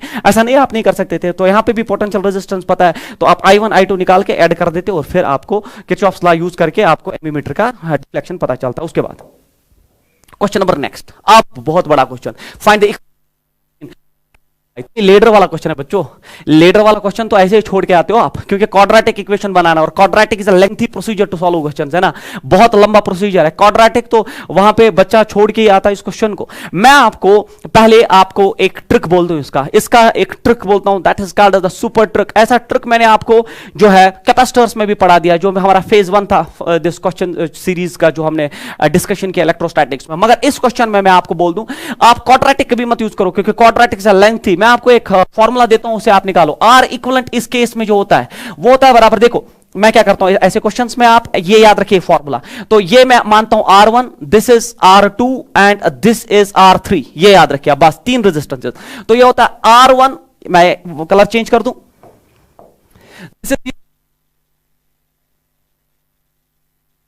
ये होता है R1 plus R3 divide by 2, here 1 plus root of 1 plus it is 4R2 divided by R1 plus R3, तो खेल खत्म। ये एक ऐसा फॉर्मूला है जिससे क्वाड्रेटिक से आप बच सकते हैं। ऐसा नहीं है कि ये भी है ना, इसमें भी 2-3 स्टेप्स में तो आंसर आ जाएगा, बट क्वाड्रेटिक से आप बच जाएंगे। तो याद रखिए इस क्वेश्चन में इक्विवेलेंट रेजिस्टेंस होता है R1 प्लस R3, मतलब दिस प्लस 3 डिवाइड बाई 2 करेंगे आप, फिर ब्रैकेट एंड 1 प्लस फिर रूट, ये होता है रूट के अंदर 1 प्लस 4 R2 हो गया ये वाला resistance R2 divide by R1 plus R3। आज यहां से जो है जैसे एक लेक्चर ओवर हो जाएगा तो फिर आप इसको प्रैक्टिस में डालिए कि R1 का वैल्यू 3 ओम है, R2 तो आपका 6 ओम है, तो मैं यहां पे दिखाऊं ये 3 ओम है बच्चों। I'll change the color for you people here. It is 3 ohm resistor here. This is 6 ohm. It's not visible there. And this is 1 ओम, तो ये तो विजिबल है। चलिए अब जो है आपका जो ये क्वेश्चन है, चलिए फिलहाल ये कलर रखते हैं।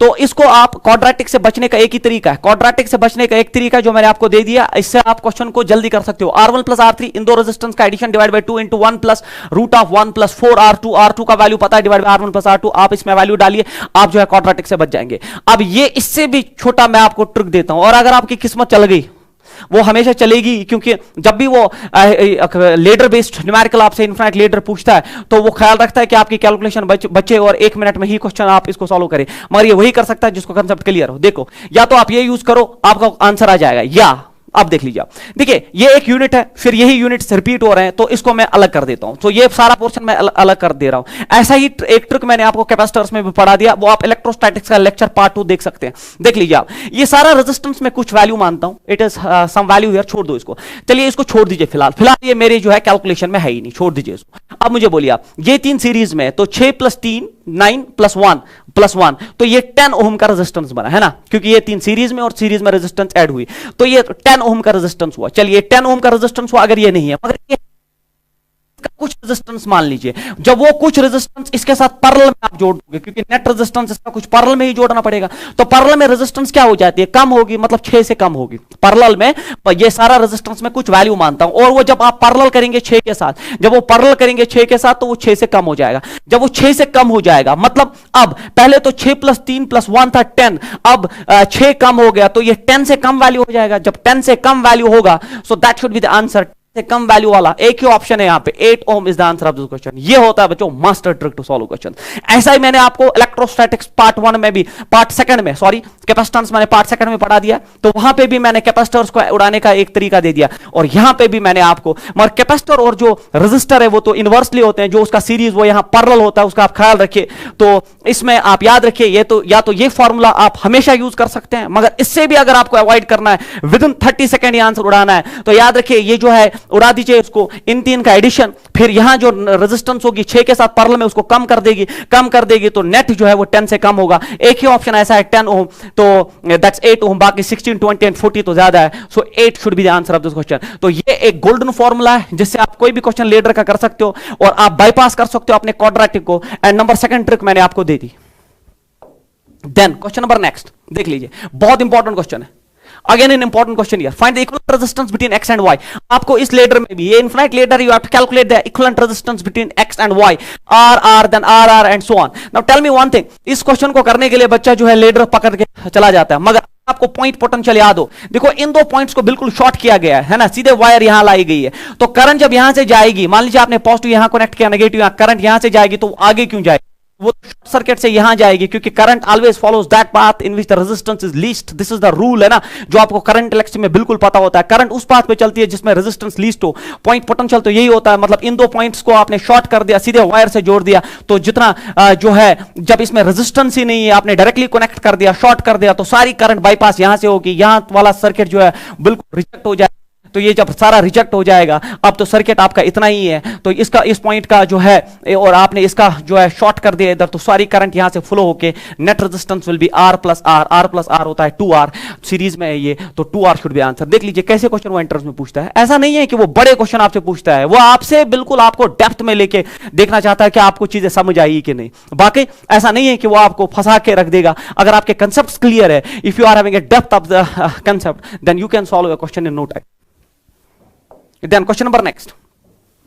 Find the equivalent resistance between A and B.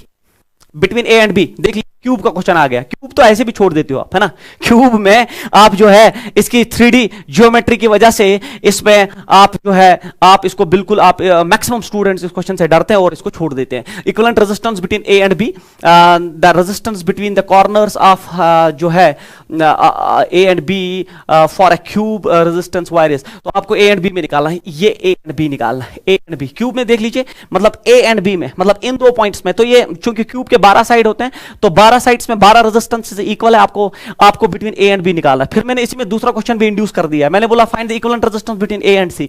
A and C में, तो इसको हम फेस डायगोनल कहते हैं, इसको this is called as edge, this is called as face, and this is, फिर लास्ट में मैंने पूछा है बिटवीन ए एंड डी, तो मैं इनको कर दूं ए एंड सी, और लास्ट में मैंने आपसे पूछा ए and D. A and D हो गया ये, और ये वाला पॉइंट बॉडी डायगोनल। तो ये जो है क्यूब वाले क्वेश्चंस है, और बिल्कुल लेंथी, और इसकी ज्योमेट्री 3D है, तो इंसान जो है इससे, स्टूडेंट्स जो है इससे बिल्कुल डरते हैं। अब इसको कैसे किया जाए सर, इसके लिए मैं आपको एक ट्रिक देता हूं, ठीक है, आई will give you a trick so that you can remember it how to this। और आपको जैसे क्यूब दिखेगा तो आप हंसोगे इस क्वेश्चन पे कि आपके पास एक ऐसा मेथड है जिससे आप इसको जल्दी कर सकते हो, और वो ये है कि essential for bio, essential for, it's an mnemonic, essential for bio, essential for bio, क्योंकि आप नीट दे रहे हो और फॉर बायो के लिए फिजिक्स बहुत एसेंशियल है, क्योंकि आपकी सिलेक्शन जो है बायोलॉजी प्लस फिजिक्स और केमिस्ट्री पे डिपेंड। तो फिलहाल आपका फिजिक्स जो है एसेंशियल फॉर बायो, तो याद रखिए it's an mnemonic essential for bio. Essential जो होता है, ई जो होता है दैट्स एज, ये होता है एज। एफ जो होता है that is face, and B होता है बॉडी डायगोनल। अब याद रखिए आप यहां divide 12 divided by 12 and divide by 12, तो ऊपर क्या करना है, यहां याद रखिए आप it is 7, this is 9 and this is 10, खेल खत्म। याद रखिए एसेंशियल फॉर बायो, नेमोनिक है आपका एसेंशियल फॉर बायो, और फिर एसेंशियल फॉर बायो में ई जो है दैट इज एज, जो इसका एफ है that is face, face diagonal, and last में बी दैट्स बॉडी डायगोनल। अब आप मुझे बोलिए जब रहा है तो एज होता ना यही, this is edge, A and B, this is edge, colour change कर दूं, ये हो गया एज, फिर ये और ये पॉइंट येलो कलर कर दूं इसको, आई विल गो फॉर हियर, ये और ये पॉइंट ये होता है आपका फेस, फेस जो आपका है इन्वॉल्व। उसके बाद और एक कलर में यहां पे इंड्यूस कर दूं, मैं यहां पे इंड्यूस कर दूं। अब ए एंड डी में जो है दैट्स कॉल्ड एज बॉडी, इसका ख्याल रखिए। So this is edge here, so मैं यहां लिख दूं इट्स एज हियर। फिर ये जो है ये और ये पॉइंट ये होता है फेस, और फिर अंदर से उस पॉइंट तक वो होता है बॉडी। अब मुझे आप बोलिए, चलिए अब हम क्वेश्चन पे वापस आते हैं। अब हमें जो है सर कहां पे करना है, देख लीजिए आप रेजिस्टेंस किस में निकालनी। तो पहला क्वेश्चन है ए एंड बी, तो ए एंड बी मींस वो एज की बात कर रहा है। जब एज की बात कर रहा है तो 7/12 R should be the answer, 7/12 R should be the answer. देखिए फर्स्ट ऑप्शन 7/12 खत्म, इससे आसान जो है नहीं हो सकता ना, ये तो सबसे आसान तरीका मैंने दे दिया। उसके बाद ए एंड सी, देखिए ए एंड सी तो होता है फेस डायगोनल। फेस जो है आपका 9/12, 9 को आप कर सकते हो ना 3 3 9 3 4 12, तो आप कर सकते हो ना 3 3 9 3 4 12, so it is 3/4 R, 3/4 R should be the answer. देखिए 3/4 आर। उसके बाद मुझे आप बोलिए A and D that's body diagonal 10/12, तो ए एंड डी बोल रहा है 10/12, तो मुझे बोलिए 2 5 10, 2 6 12, तो 5/6 R should be the answer of this question. देखिए 5/6 आर, तो क्यूब के तीनों क्वेश्चंस मैंने उड़ा के रख दिए, आपको बिल्कुल इसको याद करने की जरूरत नहीं है, कोई गोटा नहीं इधर। याद रखिए इसमें mnemonic essential for bio it's 7/12 9/12, पहले 12 12 12 कॉमन कर दीजिए आप। अब आप यही मत याद रखिए 3/4 5/6 भूल जाएगा वहां पे, 12 12 नीचे, 12 क्यों सर, क्योंकि 12 साइड्स हैं, ऐसे याद रखिए। फिर 7 से 2 जंप 9, 9 से 1 जंप 10, फिर ये हो गया as, this is face and that is body. Then question number 9 आ गया अब आपका Kirchhoff's first law current rule, that is the figure shows current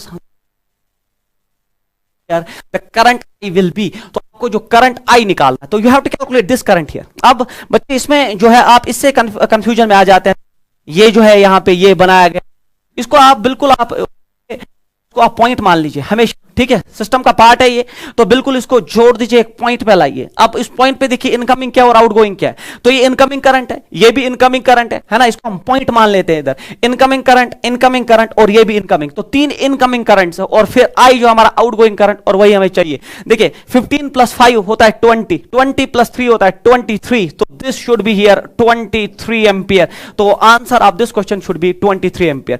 तो जब भी आपको ऐसा क्वेश्चन मिले तो कभी इसको जो है आप यहां से फिर जाते हैं, फिर यहां करंट निकालते हैं, यहां करंट निकालते हैं, यहां करंट निकालते हैं, उससे कुछ नहीं होगा, उससे टाइम जाया होता है। You just make it a part of the system, इसको पॉइंट पे रिड्यूस करके आप जो है इसको आराम से कर सकते हो। उसके बाद क्वेश्चन नंबर, उसके बाद जो क्वेश्चन है वेरी इंपॉर्टेंट अगेन, और एक क्वेश्चन है बहुत इंपॉर्टेंट है सर। ये क्वेश्चन क्या है देख लीजिए आप, फाइंड Vx - Vy, तो you have to calculate the potential difference between Vx and Vy, तो it is an open circuit here, है ना, ये एक ओपन सर्किट है यहां, और आपसे पोटेंशियल जो है डिफरेंस पूछा गया between x and y, so how will you calculate the potential difference between x and y here. देखिए जब ये ओपन सर्किट, करंट का तो नामो निशान ही नहीं है, that is zero, current zero. अब बच्चा बोलता है सर करंट जीरो तो पोटेंशियल डिफरेंस जीरो, ऐसा कुछ नहीं होता है। जब ओपन सर्किट होता है ना तो potential difference is equal to EMF of a cell, potential difference EMF of a cell. If circuit is closed then only current flows, since circuit is open current will be definitely zero, but there will be a potential difference, and potential difference को आपको Vx से Vy में जाना है, तो आप यहां से Vy जाइए, Vx से Vy, अगर वो Vx में आते हैं ऐसे, फिलहाल Vx - Vy बोल, आप यहां से जाइए, और जब यहां से जाएंगे आप तो मुझे आप बोलिए सी हियर, आप लिखेंगे यहां पे Vx - Vy, तो पहला टर्मिनल पॉजिटिव आपको हिट हुआ तो प्लस ही लिखेंगे आप, and then it should be 20 volt. So in an open circuit the potential जो है TPD is equal to EMF of a cell, potential difference equal to EMF of a cell. और फिर conventions की बात, अगर वो Vx माइनस Vy तो आप यहां से जाएंगे और जो पहला आपको एनकाउंटर पोटेंशियल होगा पॉजिटिव है तो प्लस लिखिए, अगर आप Vy माइनस Vx तो आप यहां से आते तो आंसर डेफिनेटली -20 होना चाहिए, तो इट शुड बी +20. इसका आप ख्याल रखिए, है ना. ऐसे क्वेश्चन में बच्चा बोलता है I0 V0 और फिर पहला ऑप्शन नहीं, थर्ड ऑप्शन 0, बिल्कुल गलत है. उसके बाद क्वेश्चन नंबर नेक्स्ट, ये आ गया एक बड़ा क्वेश्चन, ठीक है, ये आ गया एक बड़ा क्वेश्चन. इसको आप करके देख लीजिए, है ना, इसको करके देख लीजिए. आप इस क्वेश्चन को देख लीजिए कितना टाइम लगता है आपको और किस लॉ से. इस सर्किट देख के लगता है इसको किरचॉफ्स लॉ यूज करेंगे आप, तो करिए किरचॉफ्स लॉ यूज, है ना. किरचॉफ्स लॉ से भी किया जा सकता है इसको, but believe me it will take you 10 minutes to solve this question. And ये क्वेश्चन तो बच्चा बिल्कुल छोड़ के आता है आपके एंट्रेंस में. So in the circuit shown in the figure the reading of ammeter is, आपको इस reading of, so this calculate the reading of this ammeter. आप में से करंट बोलनी है जो एमीमीटर यहां पे है. तो बच्चे इसमें क्या करते हैं, वो किरचॉफ्स लॉ यूज करते हैं, but believe me Kirchhoff's law use करना होता है, it's a lengthy procedure and हमारे पास एंट्रेंस में उतना टाइम नहीं होता. किरचॉफ्स लॉ, मैं नहीं बोल रहा हूं किरचॉफ्स लॉ गलत है, ये मैं नहीं बोल रहा हूं, मैं ये बोल रहा हूं कि it's a lengthy rule. You have to make 2 3 4 equations और फिर वेरिएबल्स को न्यूट्रलाइज करते करते आप फाइनली आंसर पे पहुंच जाते हैं, मगर उतना टाइम नहीं है हमारे पास. और जब आप किरचॉफ्स लॉ यूज करते हैं तो मैक्सिमम गलतियां होती है. मैं आपको एक तरीका आज देता हूं जिसको हम मिलमैन थ्योरम कहते हैं. याद रखिए आप, I will give you a different theorem here which can solve these types of questions in no time, and that's called as Millman theorem. Milman theorem. ऐसा नहीं है कि इसमें आपको कैलकुलेशन नहीं करनी पड़ेगी, मगर आपका कैलकुलेशन जो है ना वो बिल्कुल आपको एक अच्छे रिजल्ट की तरफ लीड करेगा. और उतनी लेंथी कैलकुलेशन नहीं है जितनी लेंथी कैलकुलेशन आपके किरचॉफ्स लॉ में. पता नहीं आपने पढ़ा होगा कि नहीं, मिलमैन थ्योरम एक ऐसा रेस्क्यू ऑपरेशन है आपके करंट इलेक्ट्रिसिटी में जिससे आप अवॉइड कर सकते हो किरचॉफ्स लॉज के वो बड़े बड़े रूल्स, और फिर जिससे आपका क्वेश्चन लेंथी होता है उससे आप बच सकते हैं. अब सर कैसे, देख लीजिए आप. मिलमैन तो अलग से पढ़ाना पड़ता है हमें, है ना. मिलमैन जब हम करंट इलेक्ट्रिसिटी पढ़ाते हैं तो we teach it at a different level, Millman के डिफरेंट केसेस. फिलहाल मैं आपको एक क्वेश्चन में मिलमैन जो है दिखाता हूं कि कैसे यूज किया जाता है. उसके बाद और एक क्वेश्चन है इसमें, उसको भी मैं मिलमैन से ही करके आपको दिखाऊंगा. एंड बिलीव मी वो क्वेश्चन भी आप किरचॉफ्स लॉ से करना, और देखना 10 मिनट से कम टाइम अगर लगता है तो मैं भी किरचॉफ्स लॉ यूज करना जो है स्टार्ट कर देता हूं, ठीक है. ओके, सी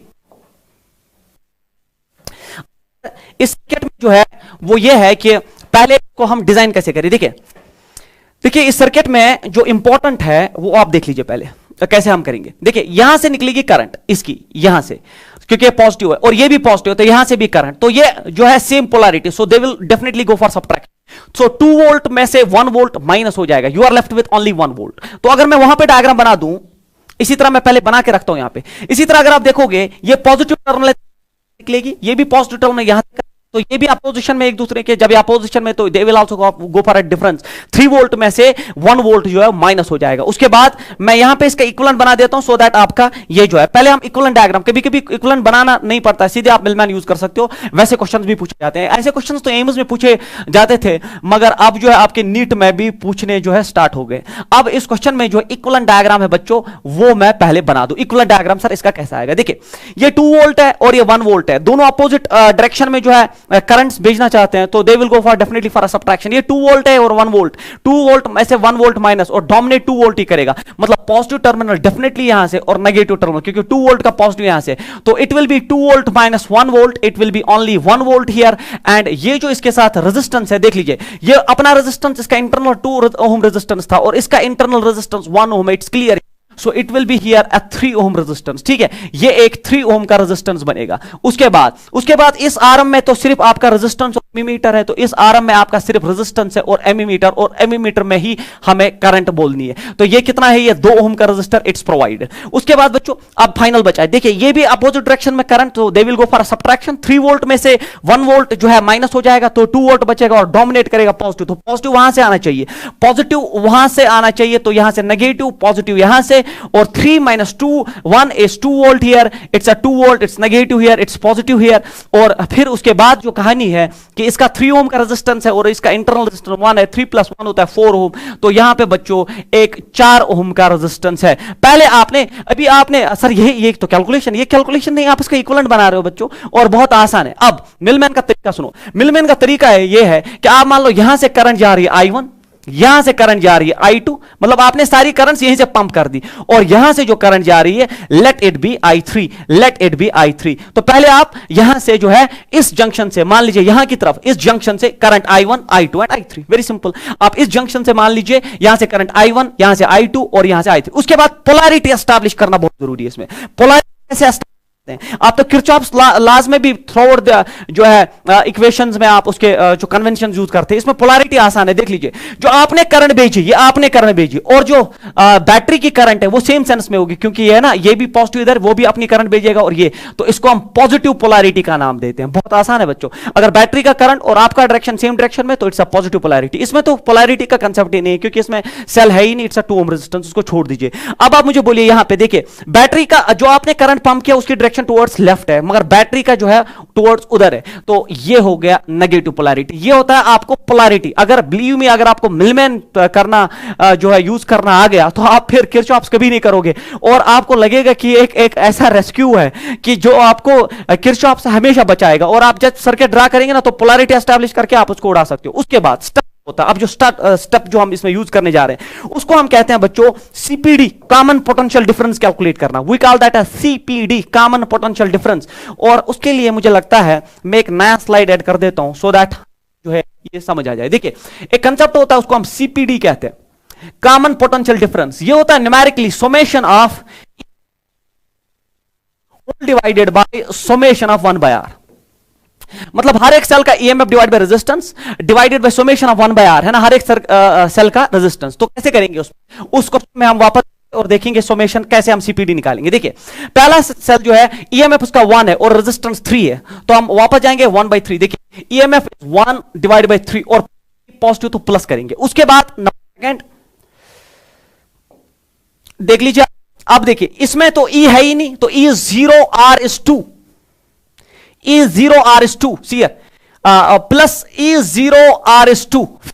वापस जाइए, देखिए लास्ट में देख लीजिए, इसका 2 है और 2/4 मत माइनस, क्योंकि पोलैरिटी नेगेटिव है, तो आप जाएंगे 2/4, मगर -2/4 डिवाइडेड बाय, अब रेजिस्टेंसेस वो होगी ना 1/3 प्लस 1/2, क्योंकि ये नीचे रेजिस्टेंसेस है, प्लस 1/4। अब बच्चा बोलेगा सर यहाँ तो माइनस किया आपने, वो ईएमएफ के लिए resistances are always added, resistance में सबट्रैक्शन नहीं होता। अब मुझे बोलिए, यहां जो एलसीएम है, पहले आप इसको उड़ा के रखिए, ये हो गया 0, ये हो गया 0, और इसका एलसीएम आएगा 12, तो मैं यहां पे लिख दूं ये हो गया 12, और फिर जब ये 12 हो गया 3 4 12, तो ये हो गया 4, ये हो गया 4 3 12, तो ये हो गया -6। फिर नीचे भी यहां देख लीजिए आप, ये हो गया 12 LCM.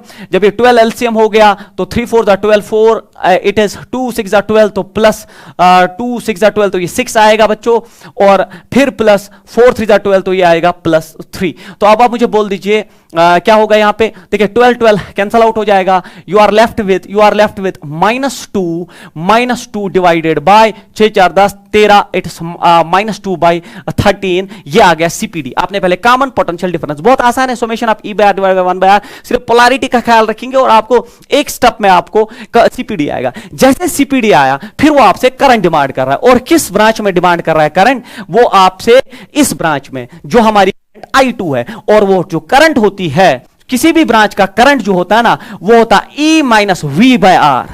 E-V/R is a special formula for current. अब चूंकि I2 पूछ रहा था, तो हम I2 पे जाएंगे। I2 में कोई बैटरी ही नहीं है ना, I2 में देख लीजिए, I2 में तो बैटरी ही नहीं, तो हो गया 0।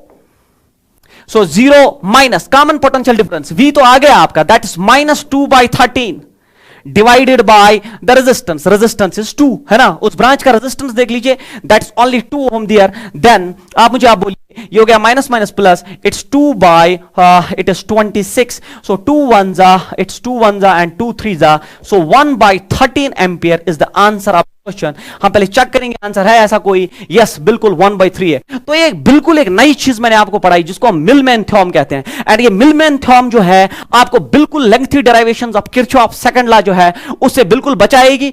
मिलमैन के 2 ही पॉइंट्स है, आप इक्विवेलेंट ड्रा करिए। कुछ क्वेश्चंस में तो वो इक्विवेलेंट डायरेक्टली देता है, जो जंक्शन है वहां से पंप पंप करिए करंट, आप कोई भी डायरेक्शन ले सकते हैं, तो I1 I2 और I2 I3, फिर पोलैरिटी डिसाइड करिए कि अगर आपकी डायरेक्शन और सेल की डायरेक्शन सेम करंट की डायरेक्शन है तो पॉजिटिव कर दीजिए, और अगर अपोजिट है नेगेटिव, और जिस ब्रांच में सेल है ही नहीं तो उसमें जीरो हो गया। फिर सीपीडी निकालिए, सीपीडी होता है summation E by R divided by, ये आप देख लीजिए, summation of E by R summation of 1 by R, तो हर एक सेल का पोलैरिटी के साथ वहां सीपीडी, जैसे ही आपका सीपीडी आता है ना, फिर किसी भी ब्रांच का करंट होता है E minus V by R, E होता है उसकी बैटरी, जो कि सेकंड ब्रांच में तो बैटरी थी नहीं, V होता है सीपीडी डिवाइडेड बाय R उस ब्रांच का रेजिस्टेंस, तो आपको करंट मिलेगा। So this is called as Millman's theorem. अगर आप इसको अच्छी तरह से प्रैक्टिस करेंगे तो बिलीव मी आप कभी किरचॉफ्स लॉ यूज नहीं करेंगे। उसके बाद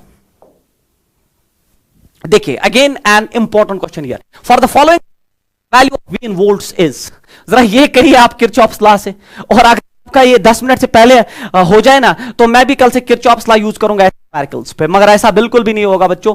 ये एक लेंथी और जो है डिफिकल्ट क्वेश्चन आपके लिए बन जाएगा for by solving it by Kirchhoff. मेरे लिए एक ही तरीका है जिसको हम मिलमैन कहते हैं, और मिलमैन हमेशा में रेस्क्यू करता है। इसमें आपसे पूछ रहा है find the following for the following diagram the value of V, तो इसमें सीपीडी वो पूछ रहा है, कॉमन पोटेंशियल ही पूछ रहा है, तो ये तो उससे भी ज्यादा आसान हो गया, क्योंकि उसमें फिर करंट और एक स्टेप ऐड करना था, इसमें आपको सीधे सीपीडी ही निकालना है। तो सीपीडी मींस आपको इस पॉइंट का कॉमन पोटेंशियल निकालना है। अब आपको कॉमन पोटेंशियल निकालना है ना, ये मैं इसमें ऐड करूंगा, मैं आपको बोलूंगा इसमें फिर I1 भी निकालो, फिर I2 भी निकालो, फिर I3 भी निकालो, फिर किरचॉफ से भी निकालो, फिर मुझे कल बोल देना आप कि आपका जो है किरचॉफ से कितनी जल्दी ये सॉल्व हुआ भी कि नहीं, वो भी देख लो। तो मैं इसमें फिर से बच्चों I will go for what we call as Millman theorem. ये एक वरदान है बच्चों, जो आप अगर आपको यूज करना आ गया तो किसी भी क्वेश्चन को उड़ा के रख सकते हो। तो सर कैसे करेंगे? इसमें तो बहुत आसान है मेरे बच्चों, इसमें आपको सीधे मिलमैन यूज करना है और सीपीडी ही निकालना। तो मुझे बोल दीजिए आप, सीपीडी इसका होगा CPD V is equal summation of E by R divided by summation of 1 by R। तो इसको मैं उधर आपको जो है दूसरी स्लाइड पे या मैं यहां पे लिख दूं। चलिए सीपीडी V निकालते हैं हम यहां पे, V इज इक्वल सीपीडी। चलिए मुझे बोलिए आप, summation of E by R, चलिए इट्स 10 माइनस V है ना, 10 it's 10 by this. So summation of E by R, E हो गया ये सेल का जो आपका बैटरी है, so that is 10 divided by resistance of that branch is 10। फिर देन प्लस, क्योंकि सुमेशन मींस प्लस, देख लीजिए आप, ये हो गया 6 E by R, it is 6 by 20 plus ये देख लीजिए इट इज 5 प्लस है, तो 5 divided by resistance it is 30। उसके बाद whole divided by summation of 1 by R, 1 by R हो गया 1 by 10 plus 1 by 20 plus 1 by 30। चलिए अब आप मुझे बोलिए इसका ऊपर एलसीएम 60, जब एलसीएम 60 आया तो मुझे बोल दीजिए आप, ये आ गया मेरे बच्चों 60, ये जब 60 आया तो फिर इट इज 10 6 से 60 इट इज 60 हियर डायरेक्टली। तो उसके बाद इट इज 3 दैट्स 18, ये आपको पता है इट इज 2 दैट्स 10, नीचे तो एलसीएम 60 आ गया, एलसीएम 60 आ गया यहां पे भी, तो फिर ये आ गया 6, ये आ गया आपका प्लस 3 और फिर ये आ गया आपका प्लस 32 इट्स 2। अब मुझे बोलिए 60 और 60 जाएगा तो किसके बराबर बच्चों? देख लो सीपीडी एक बार देख लो आप किसके बराबर आ जाएगा। 60 plus 70, 70 plus 80 88, 88 divided by 6 3 9 11, it is 11 8 जा, so your CPD should be here 8। Common potential of this point है ना, इस पॉइंट का जो पोटेंशियल वो आप डायरेक्टली 8 वोल्ट आना चाहिए। लीजिए अब आप 8 volt should be the answer, देख लीजिए। अब आप बच्चों मैं बार बार रिपीट कर रहा हूं, आप इसको किरचॉफ से करना और मुझे कल बोल देना कि आपने कितने समय में इसको किया। अगर आपको मिलमैन समझ आ गया फिर आप कोई भी क्वेश्चन जो है कभी किरचॉफ से नहीं करोगे। ऐसा नहीं है किरचॉफ गलत है, लेंथी है और हमें एंट्रेंस में कम टाइम चाहिए। अब चूंकि मैंने आपको बोल दिया कि उसने सिर्फ सीपीडी पूछा था, कॉमन पोटेंशियल किसी भी पॉइंट का पूछ ले, मिलमैन यूज करो, इस पॉइंट का पूछ लिया था। अब मैं आपसे करंट भी पूछ रहा हूं, तो करंट I1 चाहिए। देखिए 10 माइनस 8 है ना, करंट होता ना बच्चों del V divide by R, potential difference del V divided by R, तो ये हो गया 10 minus 8, what is 10 minus 8? It's 2 divided by R is 2, it is 1 by 5 ampere should be the current. इसी तरह 6 माइनस 8 माइनस, तो मतलब जो direction of current ये है तो उसके अपोजिट डायरेक्शन में आएगा। 5 माइनस ये, तो आपने करंट भी निकाली, आपने सारी चीजें निकाली, and it's only because of Millman theorem, and you should practise Millman theorem at your places. Then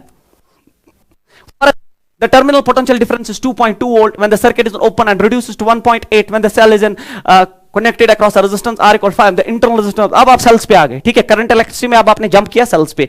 तो मैंने आपको बोला ना, ये हमने ऐसे डिजाइन किया कि आपको हर एक पैटर्न ऑफ क्वेश्चन मिल जाएगा, मतलब जितने कंसेप्ट इन्वॉल्व है ना एक चैप्टर में, वो सारे कंसेप्ट आपको क्वेश्चंस में आ जाएंगे, और इसी को हम कहते हैं फाइनल रिवीजन क्वेश्चन सीरीज, जिससे आपका एक तो रिवीजन भी हो जाएगा, और ये ऐसे क्वेश्चंस है जो हमने ऐसे ही नहीं बनाए हैं, बिल्कुल एक स्टैंडर्ड फॉर्मेट के तहत ही इनको हमने डिजाइन किया।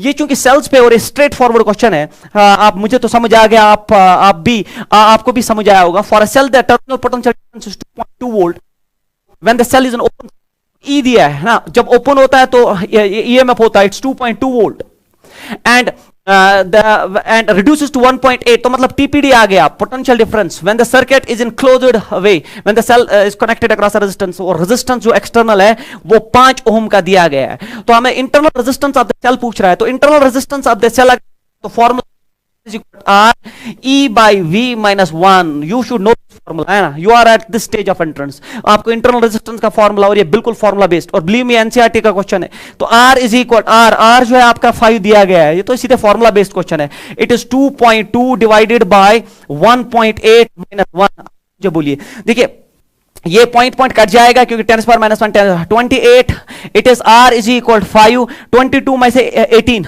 तो कितना होता है बच्चों, वो होता है 4, है ना, डिवाइडेड बाय 18। अब मुझे बोलिए आप 2 2 जा 4, 2 9 जा 18, तो ये हो गया 10 by 9, R is equal 10 by 9 ohm should be the internal resistance. 10 by 9 ohm should be the answer of this question and option number A. So this is directly formula based numerical, and at this stage of entrance you should know these formulas. Question number next is of internal resistance 4 ohm. तो मतलब ये जो resistance यहां दी गई है ना, ये जो रेजिस्टेंस यहां पे दी गई है, it's 4 ohm resistance here and is connected to a network of resistance as shown in order to give the maximum power. So it's a maximum power transfer theorem based question. देखिए maximum power transfer theorem based question आ गया to the network, the value of R in ohm is, तो आपको R का जो value निकालना है ओम, मतलब ये जो R जो है R it's R 4R and 6R, इसका आप तो मतलब आपको बोलना है कि ये R का वैल्यू क्या है, एंड दिस क्वेश्चन जो है ये बोल रहा है इसमें मैक्सिमम पावर जो है ट्रांसफर हुआ है सर्किट में, और अब आपको जो है मैक्सिमम पावर ट्रांसफर थ्योरम पता होना चाहिए। मैक्सिमम पावर ट्रांसफर थ्योरम कहता है कि मैक्सिमम पावर तब ट्रांसफर होता है जब internal resistance of the source equal to the external resistance. Internal resistance तो यहां तो क्लियर है 4 ओम है, internal resistance is clear here it's 4 ohm, है ना। इंटरनल रेजिस्टेंस में आपको कोई प्रॉब्लम ही नहीं है बच्चों। एक सेकंड देख लीजिए आप, मैं इसको थोड़ा सा ये कर दूं, it is internal resistance is 4 ओम, उसमें कोई प्रॉब्लम नहीं है। अब आपको एक्सटर्नल रेजिस्टेंस तो एक तो पूरा नेटवर्क है ना, इसको तो पूरा सॉल्व करना पड़ेगा, फिर उसको हम इक्वेट करेंगे इसके साथ और हमारा आंसर आ जाएगा। That's what is maximum power transfer theorem. Now tell me one thing, इसमें आप ख्याल करिए थोड़ा सा, अगर आप इसका आप ये देखेंगे, ये पैटर्न जो है ये दो ऐसे, ठीक है बच्चों, जरा मुझे बोलिए आप, ये हो गया दिस बाय दिस, हाँ चलिए, और ये आप देख लीजिए इसके साथ ये बाय ये, देख लीजिए आप, देखिए ये हो गया 2R, दिस इज 2R, तो ये आएगा इट्स R by 2R, हो गया 1/2, ये हो गया 2R और ये 4R, तो 2R by 4R again 1/2R, तो मतलब this by this is equal this by this, it's a balanced Wheatstone bridge, therefore ये रेजिस्टेंस बाहर चला गया। तो पहले आप देख लीजिए बैलेंस्ड व्हीटस्टोन ब्रिज है, because this ratio it's 1/2, this ratio is again 1/2, when ratio is like this, P by Q is equal to R by, balanced Wheatstone bridge, ये रेजिस्टेंस गया। अब आप मुझे बोलिए, जब ये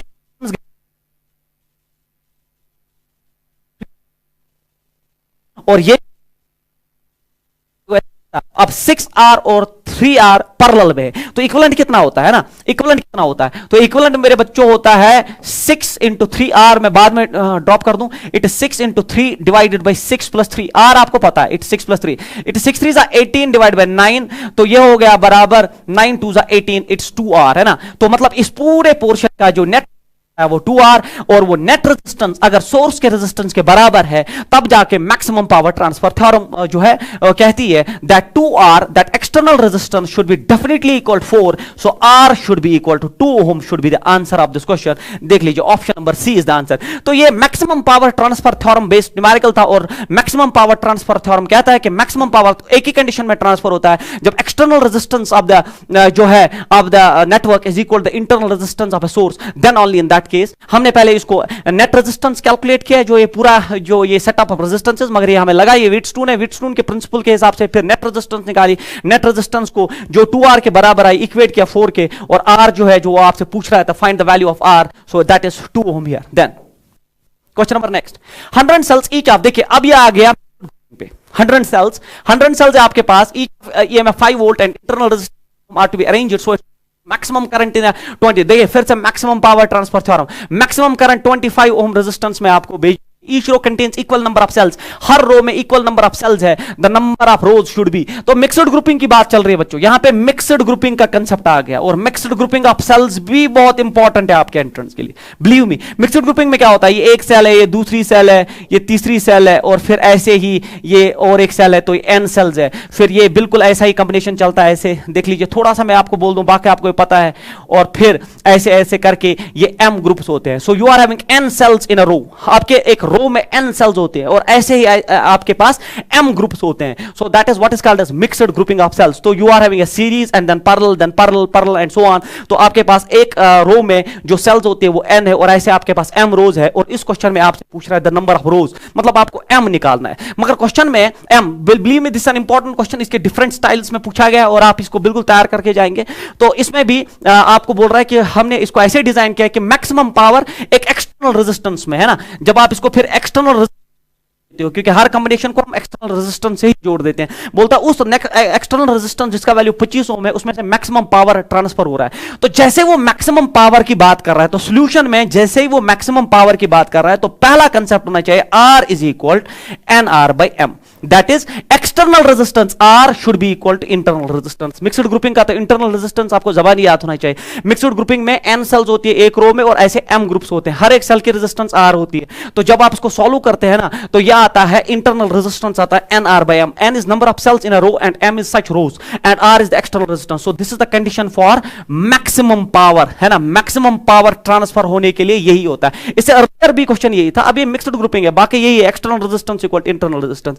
अब बोलिए 100 सेल्स है, जब 100 सेल्स है तो दूसरा कंसेप्ट आपको पता होना चाहिए कि mn जो है वो 100 के बराबर है, क्यों, क्योंकि n सेल्स ऐसे और m रोज ऐसे, m into n is equal 100, chess में भी तो यही करते हो आप, जब आप कहीं पेड़ गिनते हो तो यही करते हो, जब आप क्लास में बच्चे गिनते हो तो आप नहीं करते हो this multiplied by this that will give 100, so m into n is 100 here, और आपको जो है जो निकालना है m निकालना है, चलिए m ही निकाल देते हैं, पहले आप मुझे बोल दीजिए, आप बोल दीजिए यहां पे जो है R का वैल्यू जो है अब आप 25 ड्रॉप करिए, देखिए इस फॉर्मूला में R का वैल्यू वहीं से दिया है 25, n पता नहीं, internal resistance of each cell is 1 ohm, it's given, है ना, हर एक सेल का जो है each row contains equal number of cells, the number of cells, ये देखिए internal resistance of each is R is 1, सो ये 1 छोड़ दीजिए, ये m आ गया, तो n हो गया बराबर 25 टाइम्स m, तो n आ गया, मतलब जो n का वैल्यू है 25 टाइम्स m, ये n जो है मैं इसमें ड्रॉप करूंगा, देख लीजिए, अब ये हो गया m इंटू n, n कितना बच्चों, it's 25 times m is equal to 100, ये हो गया बच्चों it's 25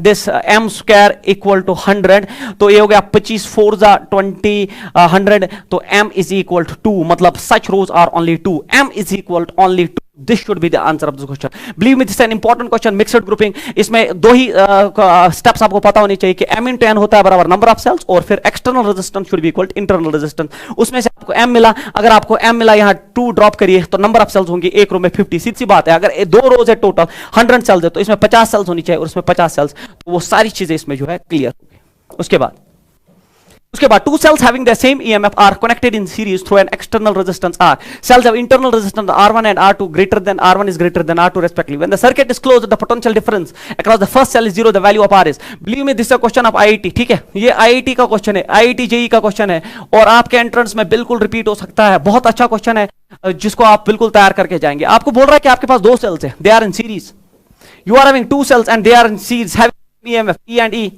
such that it has resistance R1, internal resistance R2 and they are connected to external resistor like this. देख लीजिए आप, पूरी आप पढ़िए, 2 cells having the same EMF are connected in series through an external resistance R. Cells have internal resistance R1 and R2. R1 is greater than R2. When the cells are closed, so circuit पहले ही closed होता है, तो potential difference across the first cell is 0. बोलता है जैसे ही close हुआ, जो ये सेल है इसका potential difference जो है वो 0 हो गया, मतलब इसका TPD जो है potential difference 0 हो गया, तो बोलता है the value of R is R निकालना है। तो मैंने आपको बोल दिया बहुत ही इंपॉर्टेंट क्वेश्चन है, इसको आप बिल्कुल तैयार करके जाएंगे। तो इसका सोल्यूशन जो है वो देख लीजिए आप, देखिए ये जैसे आपको बोल रहा है ना कि पहली सेल का जो ईएमएफ है वो जो पोटेंशियल है वो 0 हो गया, तो मतलब वो आपको करंट देना चाहता है। वो करंट क्यों देना चाहता है आपको पता है, V होता है बराबर E minus I R.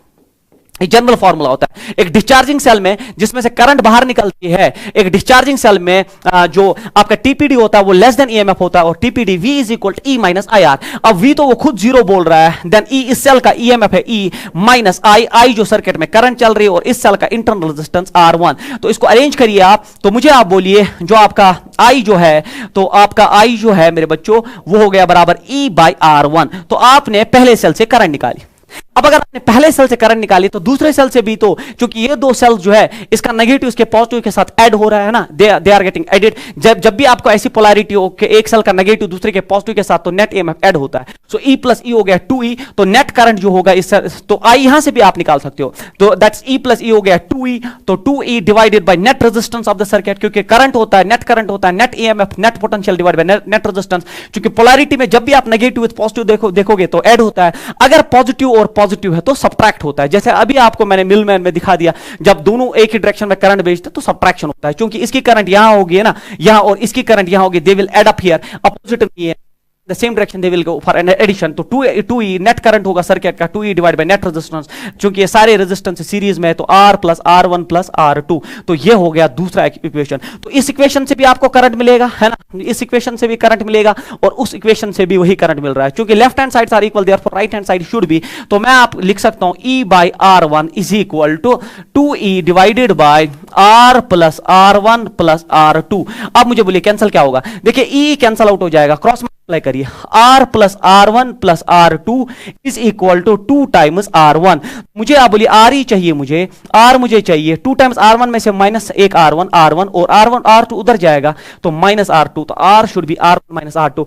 This should be the answer of this question. देख लीजिए लास्ट ऑप्शन है R is equal to R1 minus R2। Very important question जो है सेल्स के बारे में पूछा गया है। तो इसमें जैसे उसने टीपीडी 0, तो आपको पहले ही पता चलना चाहिए वो करंट देना चाहता है आपको, दूसरी इक्वेशन से भी करंट निकाला जा सकता है, क्योंकि नेट करंट होता है net EMF by net resistance. सिर्फ पोलैरिटी का ख्याल रखिए, अगर पोलैरिटी ऐसी है कि नेगेटिव को पॉजिटिव के साथ कनेक्ट किया दूसरी सेल का तो वो ऐड होता है, और अगर पॉजिटिव तो वो सब्ट्रैक्ट होता है। उसके बाद क्वेश्चन नंबर नेक्स्ट देखिए, moving coil galvanometer has a resistance G is equal 70। आप मूविंग कॉइल गैल्वानोमीटर पे, तो मूविंग कॉइल गैल्वानोमीटर का रेजिस्टेंस दिया है 75 ohm, it's given, and a range of this, और इसका जो करंट है that's IG that is range of this is 0.15 milli ampere, तो होता है 10 raised power minus 3 ampere। It is to be converted to a voltmeter reading maximum of this, तो मतलब voltage भी दिया गया है, जो वोल्टमीटर को कनेक्ट किया है वो इतना वोल्ट मेजर कर सकता है। What is the value of resistance R connected in series with the galvanometer? आपको पता होना चाहिए ना, जब भी आपके पास एक गैल्वानोमीटर हो और उसको आपको वोल्टमीटर बनाना हो, तो आप उसको हमेशा सीरीज में एक बड़ा रजिस्टर ऐड करते हो। That is how we construct voltmeter, है ना। In class 12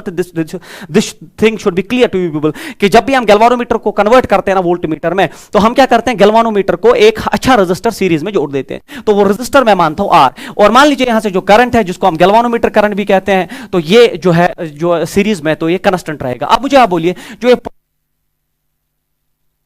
IG then it will be equal to G plus R, है ना। जो आप यहाँ पे जो वोल्टमीटर बना के पोटेंशियल मेजर करेगा वो IG by this, आपको सिर्फ है बच्चों। तो मुझे बोलो ये होगा R equal to V by IG then minus this G। तो अब मुझे आप बोलिए R का वैल्यू कैसे निकालोगे। G V आपको दिया है 7.5, तो मैं लिख दूं यहाँ पे 7.5।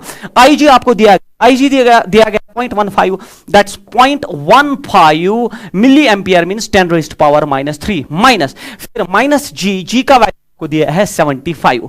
अब आप देख लीजिए, आप स्मार्ट कैलकुलेशंस पे जाइए। देखिए अगर मैं बच्चों यहाँ पे 1.5 कर दूं, अगर मैं यहाँ पे 1.5 तो मैं और 10 रेज़्ड पावर माइनस 1 इधर गया, तो 10 रेज़्ड पावर माइनस 1 ये हो जाएगा 10 रेज़्ड पावर माइनस 4, छोड़ दीजिए इसको। अब ये हो गया 7.5, नीचे हो गया 1.5, पॉइंट जाएगा, इट इज 15 5 75। तो R हो गया बराबर, ये हो गया 5, ये 10 रेज़्ड पावर 4 ऊपर हो गया, तो ये हो गया 50,000 में से 75 माइनस करिए, R हो गया बराबर 49,925, क्योंकि 75 25, तो this should be the answer. R is equal 49,925, 49,925 25 should be the answer. बहुत ही सिंपल क्वेश्चन था, मगर थोड़ी सी कैलकुलेशन आ जाती है इसमें, और बच्चों को आपको पता होना चाहिए। वो जब भी आप निकालो आर को बाहर कर दो और फिर इसको ऐसे अरेंज करो कि आपको एक वैल्यू आ जाए और फिर उसमें से सीधे आप सबट्रैक्ट करो। तो ये था how we convert a galvanometer into a voltmeter. The standard way is that galvanometer को एक अच्छा हैवी मैग्नीट्यूड का रेजिस्टर सीरीज में जोड़ दीजिए, तो गैल्वानोमीटर कन्वर्ट होता है वोल्टमीटर में, और जो पोटेंशियल मेजर करेगा वो होगा current multiplied by net resistance. Series में रेजिस्टेंस ऐड हुई तो आर आप आराम से निकाल सकते हो। Question number next, question number देख लीजिए आप, मल्टी रेंज वोल्टमीटर आपके पास, it's a multi range voltmeter, very important question. तो ये जो है ना, मल्टी रेंज तो कोई नहीं करता है वहां पे बच्चों, वोल्टमीटर तो सब करते हैं, क्लास 12th में पढ़ के आए होते हैं, बट मल्टी रेंज वोल्टमीटर मैंने आपके साथ डिस्कस किया, and believe me this the most important, and maximum students जो है इसको करने के बगैर ही घर वापस आ जाते हैं। क्वेश्चन क्या है, internal resistor, internal electric connections of a multi range are shown in the figure. Terminals are marked. It is 3 volt here, 15 volt, and then 150 volt. Resistance of the galvanometer is 20 ohm, and the value of current is 1 milliampere. और जो current का value है यहाँ पे वो दिया गया है, तो I will write it here. So आपका जो करंट का वैल्यू दिया गया है ना, that is 1 milliampere, it's provided to you people. फिर उसके बाद क्या पूछ रहा है, बोलता है for the full scale deflection of the galvanometer the resistance R1 in kilo ohm is, तो आपको ये जो R1 है यहाँ पे, ये R1 बोलना है। So this is your R1, you have to calculate it. This is your R2, तो दिस इज योर R3। इसने आपको सिर्फ R1 पूछा है, तो मैं आपसे पूछता हूँ R2 भी निकाल के दीजिए, R3 भी निकाल के दीजिए, और उसके बाद करंट्स भी निकाल के दीजिए। तो ये हो गया multi range, we call this as multi range voltmeter. क्यों कहते हैं इसको सर मल्टी रेंज वोल्टमीटर, क्यों कहते हैं? मैं आपको बोल दूं क्यों कहते हैं। देखिए, वोल्टमीटर क्या होता है, गैल्वानोमीटर के साथ एक सीरीज रजिस्टर, अभी तो हमने क्वेश्चन किया, एक अच्छा रजिस्टर सीरीज में तो होता है वोल्टमीटर। अब ये एक रजिस्टर, फिर ये इसके साथ भी, फिर ये इसके साथ, तो ये बहुत सारे वोल्ट, 3 वोल्टमीटर एक साथ है, आप इसको घर में चौथा भी जोड़ सकते हो। उसके बाद आप मुझे बोलिए, अब ये बोलते हैं कि R1 का वैल्यू मुझे कैलकुलेट करके दो। तो ये क्वेश्चन जो है ऐसे जब आप देखते हो ना तो आप छोड़ देते हो, बट बिलीव मी ये बहुत आसान क्वेश्चन है, कंसेप्ट सॉलिड है। तो कैसे करेंगे सर इसको? देखिए, आपको ये R1 निकालना है। जैसे आपको R1 निकालना है मेरे बच्चों, तो मुझे बोलो ये कॉमन हो गया, तो दिस 3 माइनस कॉमन, तो 3 minus it's 0 here, it's 3 volt only. अगर वो बोलता है R2 निकाल के दो, तो मैं लिखता 15 माइनस दिस। अगर वो बोलता है R3 निकाल के दो, तो ये पूरा तो सीरीज में आ जाएगा। और याद रखो, करंट 1 मिली एम्पियर है। आप बोलोगे सर वो तो यहीं तक है, नहीं, बिल्कुल थ्रो आउट दिया, क्योंकि सीरीज में करंट कांस्टेंट रहती है। तो इसमें भी 1 मिली एम्पियर, इसमें भी 1 मिली एम्पियर, और इसमें भी। तो अब अगर वो बोलता है R1, तो मैं दिस माइनस दिस करूंगा। अगर वो R2, तो मैं ये पोटेंशियल का अकाउंट लूंगा। अगर बोलता है R3, मैं ये करूंगा। या ये जरूरी नहीं कि आप कॉमन पे जाओगे, तो अगर ये R2 बोलता है तो मैं ये माइनस ये करूंगा। करंट तो 1 मिली एम्पियर है। अगर वो बोलता है ये मुझे निकाल के दो R3, तो मैं ये माइनस ये करूंगा। तो किसी बुक में तो नहीं लिखा है ना कि आप हमेशा कॉमन पे जाइए, जिसमें आप कंफर्टेबल है वो करिए, आपका काम हो जाएगा। अब मुझे बोलिए, आपको R1 निकालना है, तो मैं करूंगा 3 माइनस दिस। तो मुझे बोलो फिर से 3 माइनस ये होगा ना, फिर से V इज इक्वल पोटेंशियल, ये हो गया पोटेंशियल का काम इक्वल किसके बराबर होता है, आई जी इंटू जी प्लस आर। यही तो होता है वोल्टमीटर का इक्वेशन। अब यही रेजिस्टेंस है, तो बहुत आसान हो गया। अब मुझे बोलो आर आपको निकालना है, तो ये R1 है, यहां पे हमें R1 निकालना है। तो R1 किसके बराबर हो गया सर, V बाय आई जी माइनस जी। बिल्कुल सेम क्वेश्चन। देखिए, क्वेश्चन वही है जो अर्लियर था, वो आपको जल्दी समझ आता है, और आपको लगता है ये तो सस्ता क्वेश्चन सर ने दिखा दिया है ना। ये तो बोल रहे थे कि बहुत हाई क्लास क्वेश्चंस है, हमने डिजाइन किया आपके लिए, आपके एंट्रेंस के लिए। तो ये क्या है सर, तो ये भी तो वही क्वेश्चन, ये क्यों नहीं करना है? तो पहले मैंने कंसेप्ट डेवलप किया, उसके बाद मल्टी रेंज पे लाके मैंने आपको खड़ा कर दिया। अब मुझे बोल दीजिए V कितना है।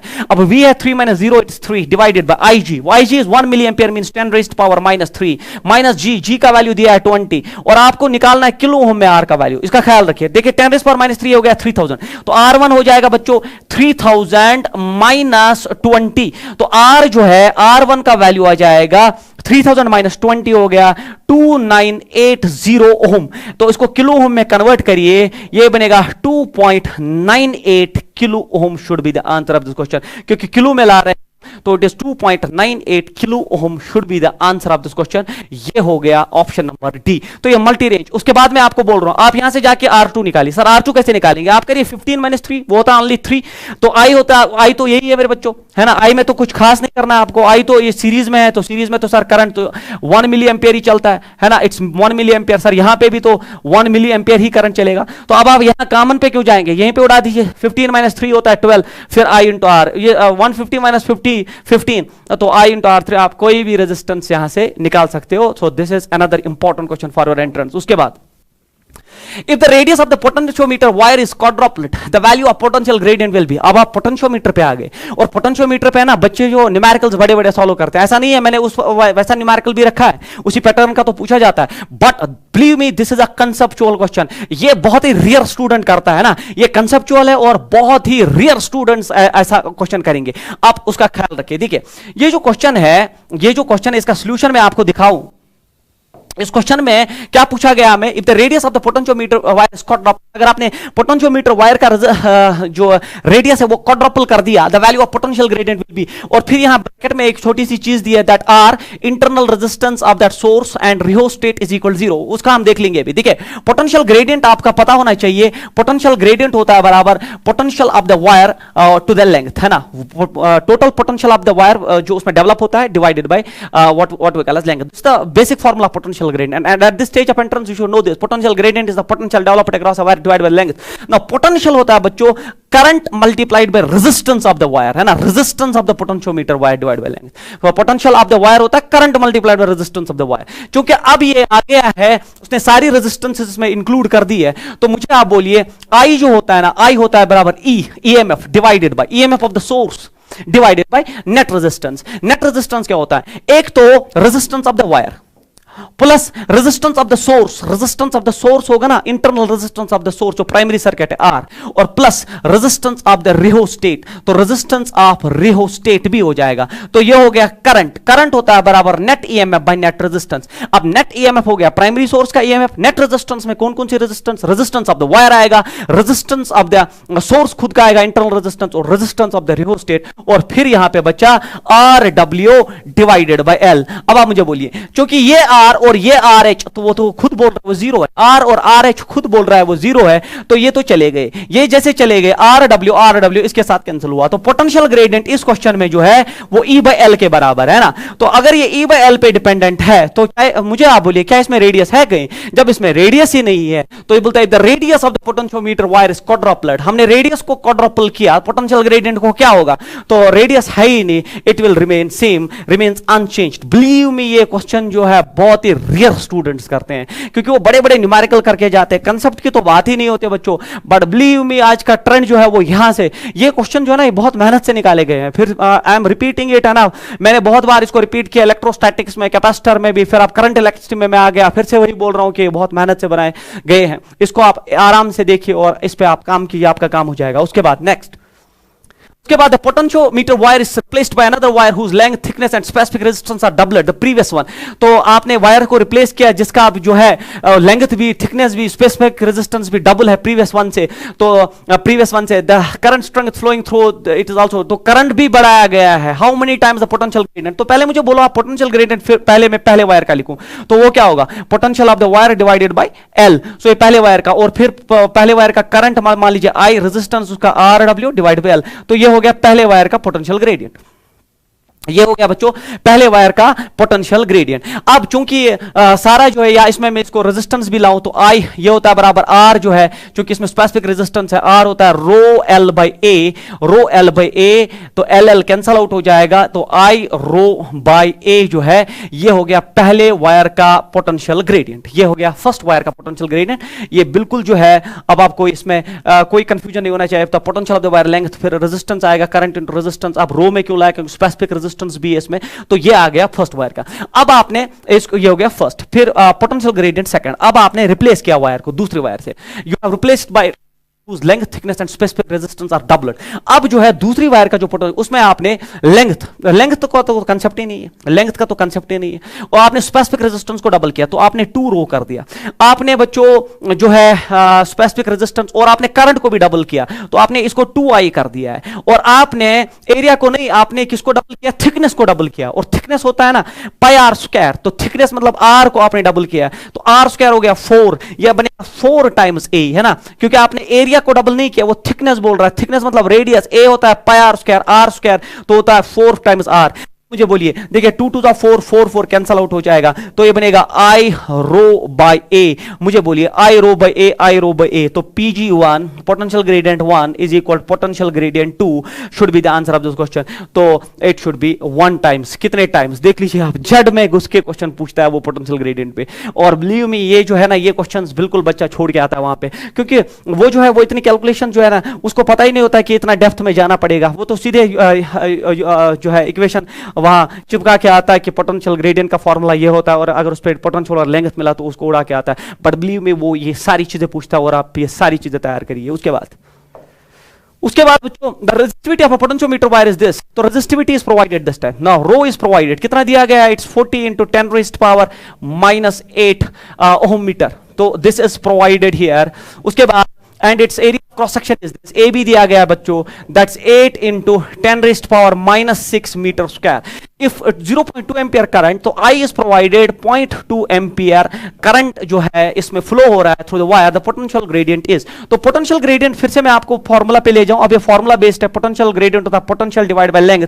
अब पोटेंशियल होता है बराबर I into R wire divide by length.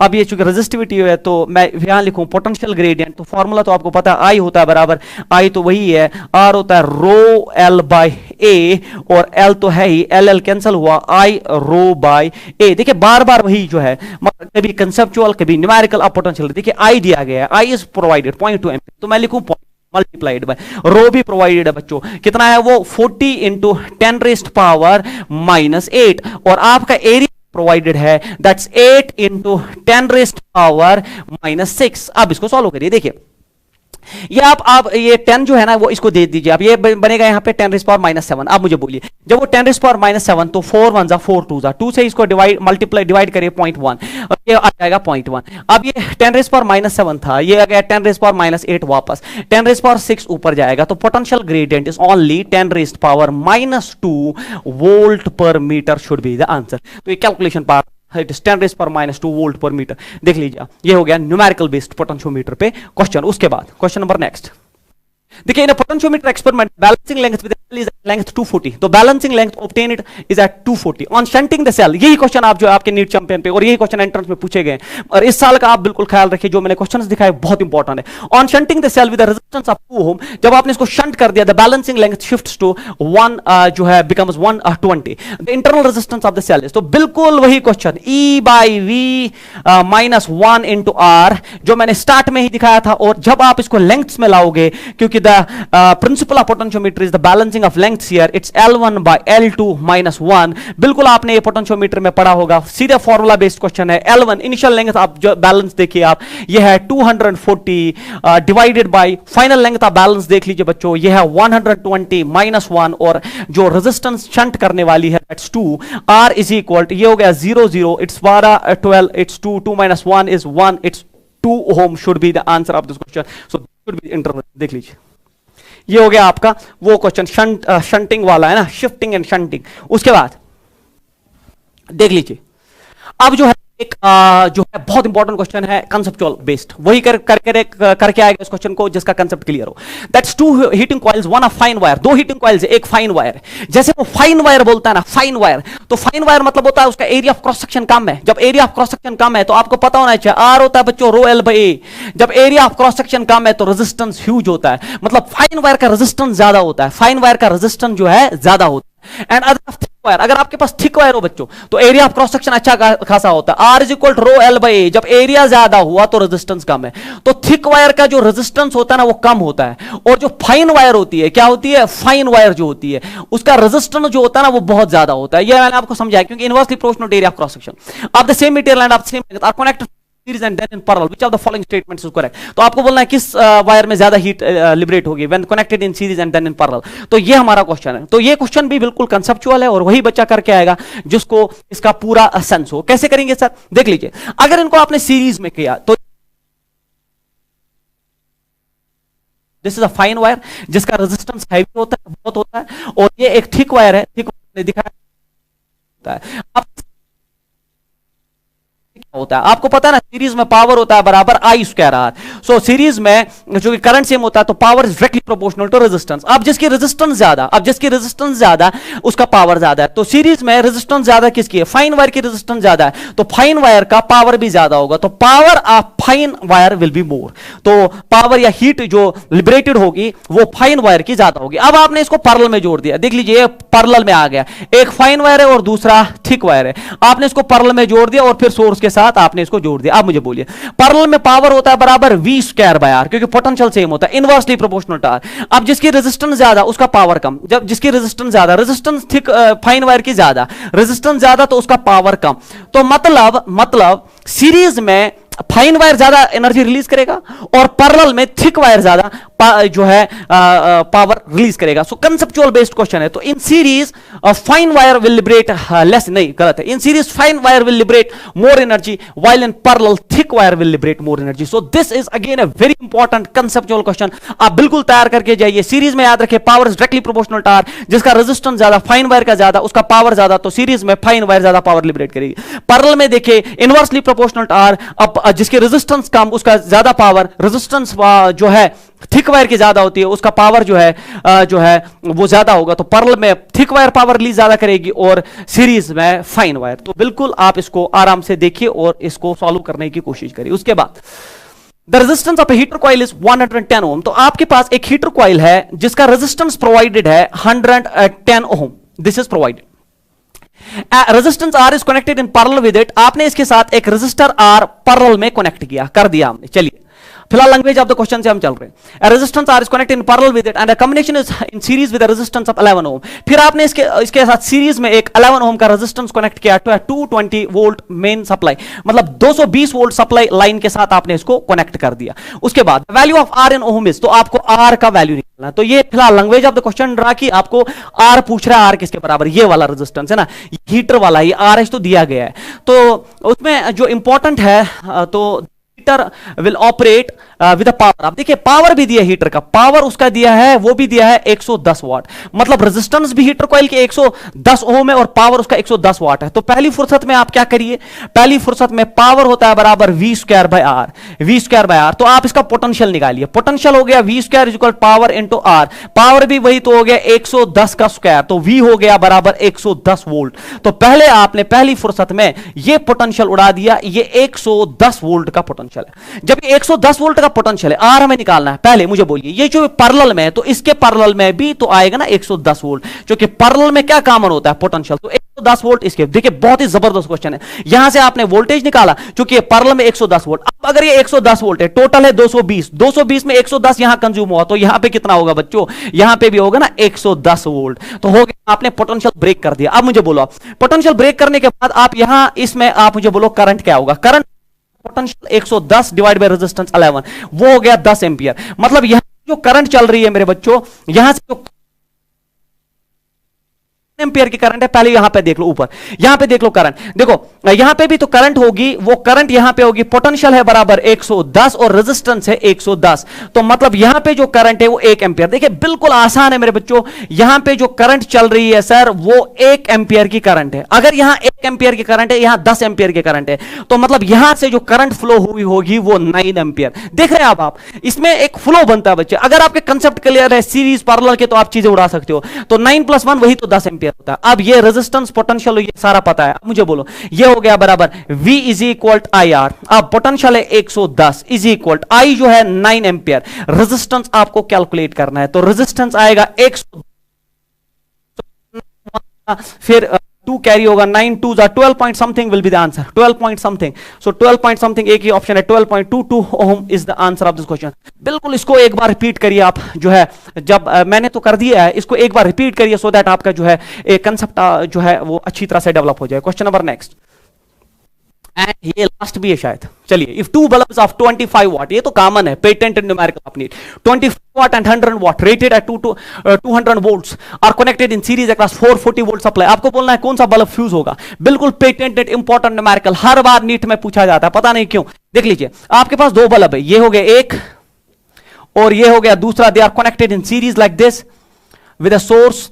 तो ये एक बल्ब है आपका और ये दूसरा बल्ब है। इसका पावर दिया है, इसका पावर बच्चे दिया है 25 वाट, इसका पावर दिया है कितना दिया है, इसका पावर देख लीजिए 100 वाट पावर दिया है। उसके बाद इसमें देख लो आप, इसका भी रेटेड वोल्टेज दिया है V इक्वल 200 वोल्ट, इसका भी रेटेड वोल्टेज दिया है 200 वोल्ट।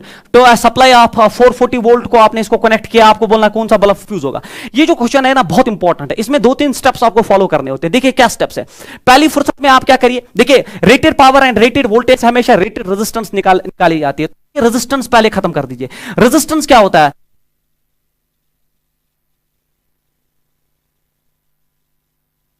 Square by P. चलिए इसका वी स्क्वायर बाई पी, इसका resistance V square by P मेरे बच्चों, वी स्क्वायर हो गया 200 इंटू 200 डिवाइड बाई 25, 25 8 जा होता है 200, तो आर हो गया बराबर 1600 ओम हो गया इसका रेजिस्टेंस, आ गया इसका रेजिस्टेंस।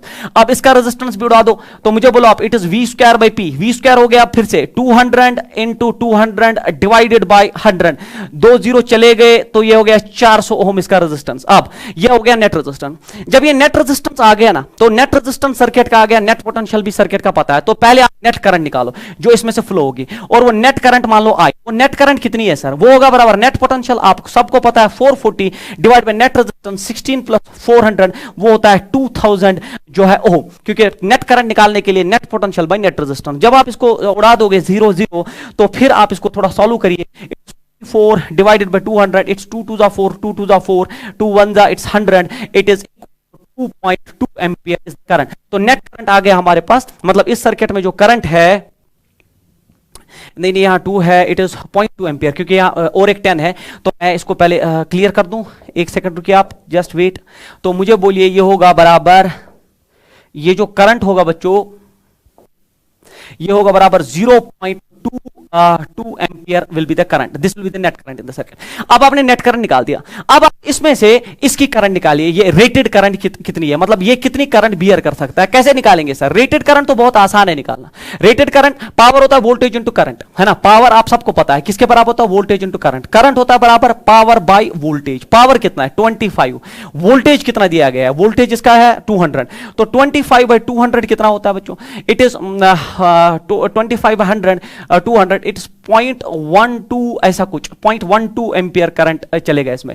तो ये हो गया। उसके बाद इसका भी आप करंट निकालो, rated current, it is power by this, power इसका 100 है divided by resistance, it is power by voltage, voltage कितना है, इट इज 200। जब आप ये डिवाइड करोगे तो ये आएगा 0.5 एम्पियर। अब मुझे बोलो, देखो इसका जो करंट है, ये जो बियर कर सकता है 0.12, और ये जो बियर कर सकता है इट्स 0.15, मगर सर्किट का करंट 0.2 है। 0.2 is greater than this 0.12, 0.2 is greater than 0.1, तो मतलब 25 वाट वाला बल्ब जो वो फ्यूज होगा। और जो ये दूसरा बल्ब है जिसमें 0.5 की करंट बियर कर सकता है, और आपका जो नेट करंट सर्किट का वो 0.2 है, मतलब 100 वाट बल्ब कैन जो है दैट कैन बियर इट, वो फ्यूज नहीं होगा, जबकि 25 वाट वाला बल्ब जो है फ्यूज होगा। तो जब भी आपको ये बल्ब वाला क्वेश्चन जो आपसे पूछा जाए, तो इसमें 2-3 स्टेप्स आप देख लीजिए। पहले आप रेटेड पावर और रेटेड वोल्टेज से नेट रेजिस्टेंस निकालिए, रेटेड रेजिस्टेंस निकालिए, फिर नेट रेजिस्टेंस आ गई, फिर नेट करंट निकालिए, net potential divide by net resistance आ गई आपकी नेट करंट, फिर आपका वोल्टेज भी है उधर और पावर जो है आपका वोल्टेज भी है पावर भी, इसकी करंट निकालिए रेटेड करंट, और इसकी भी रेटेड करंट निकालिए। फिर देखिए जो आपकी करंट है सर्किट में वो किसी बल्ब से ज्यादा है, अगर वो किसी बल्ब से ज्यादा है वो फ्यूज होगा, और अगर वो दोनों बल्ब से ज्यादा है तो दोनों फ्यूज होंगे, अगर वो दोनों बल्ब से कम है तो कोई भी फ्यूज नहीं होगा। इस चीज का आप ख्याल रखिए। So this was the thing, जो हमारा करंट इलेक्ट्रिसिटी जो है वो मैंने आज कंक्लूड कर दिया यहाँ पे, that revision question test series जो मैंने आपके साथ डिस्कस किया। अभी तक मैंने इलेक्ट्रोस्टैटिक्स ओवर कर दिया, और उसके बाद आज करंट इलेक्ट्रिसिटी, इलेक्ट्रोस्टैटिक्स में कैपेसिटर्स भी, और उसके बाद आज करंट इलेक्ट्रिसिटी। और ये जितने भी क्वेश्चंस है they are quality questions, only designed on the basis of your NCERT and that trend which is right now, जो आपका एग्जाम का ट्रेंड है उस पर डिजाइन हमने किया है। तो इसको आप अच्छी तरह से तैयार करिए, और जो हमारा नेक्स्ट जो लेक्चर होगा that will be about electro EMI and AC, that's electromagnetic induction and AC। Thank you.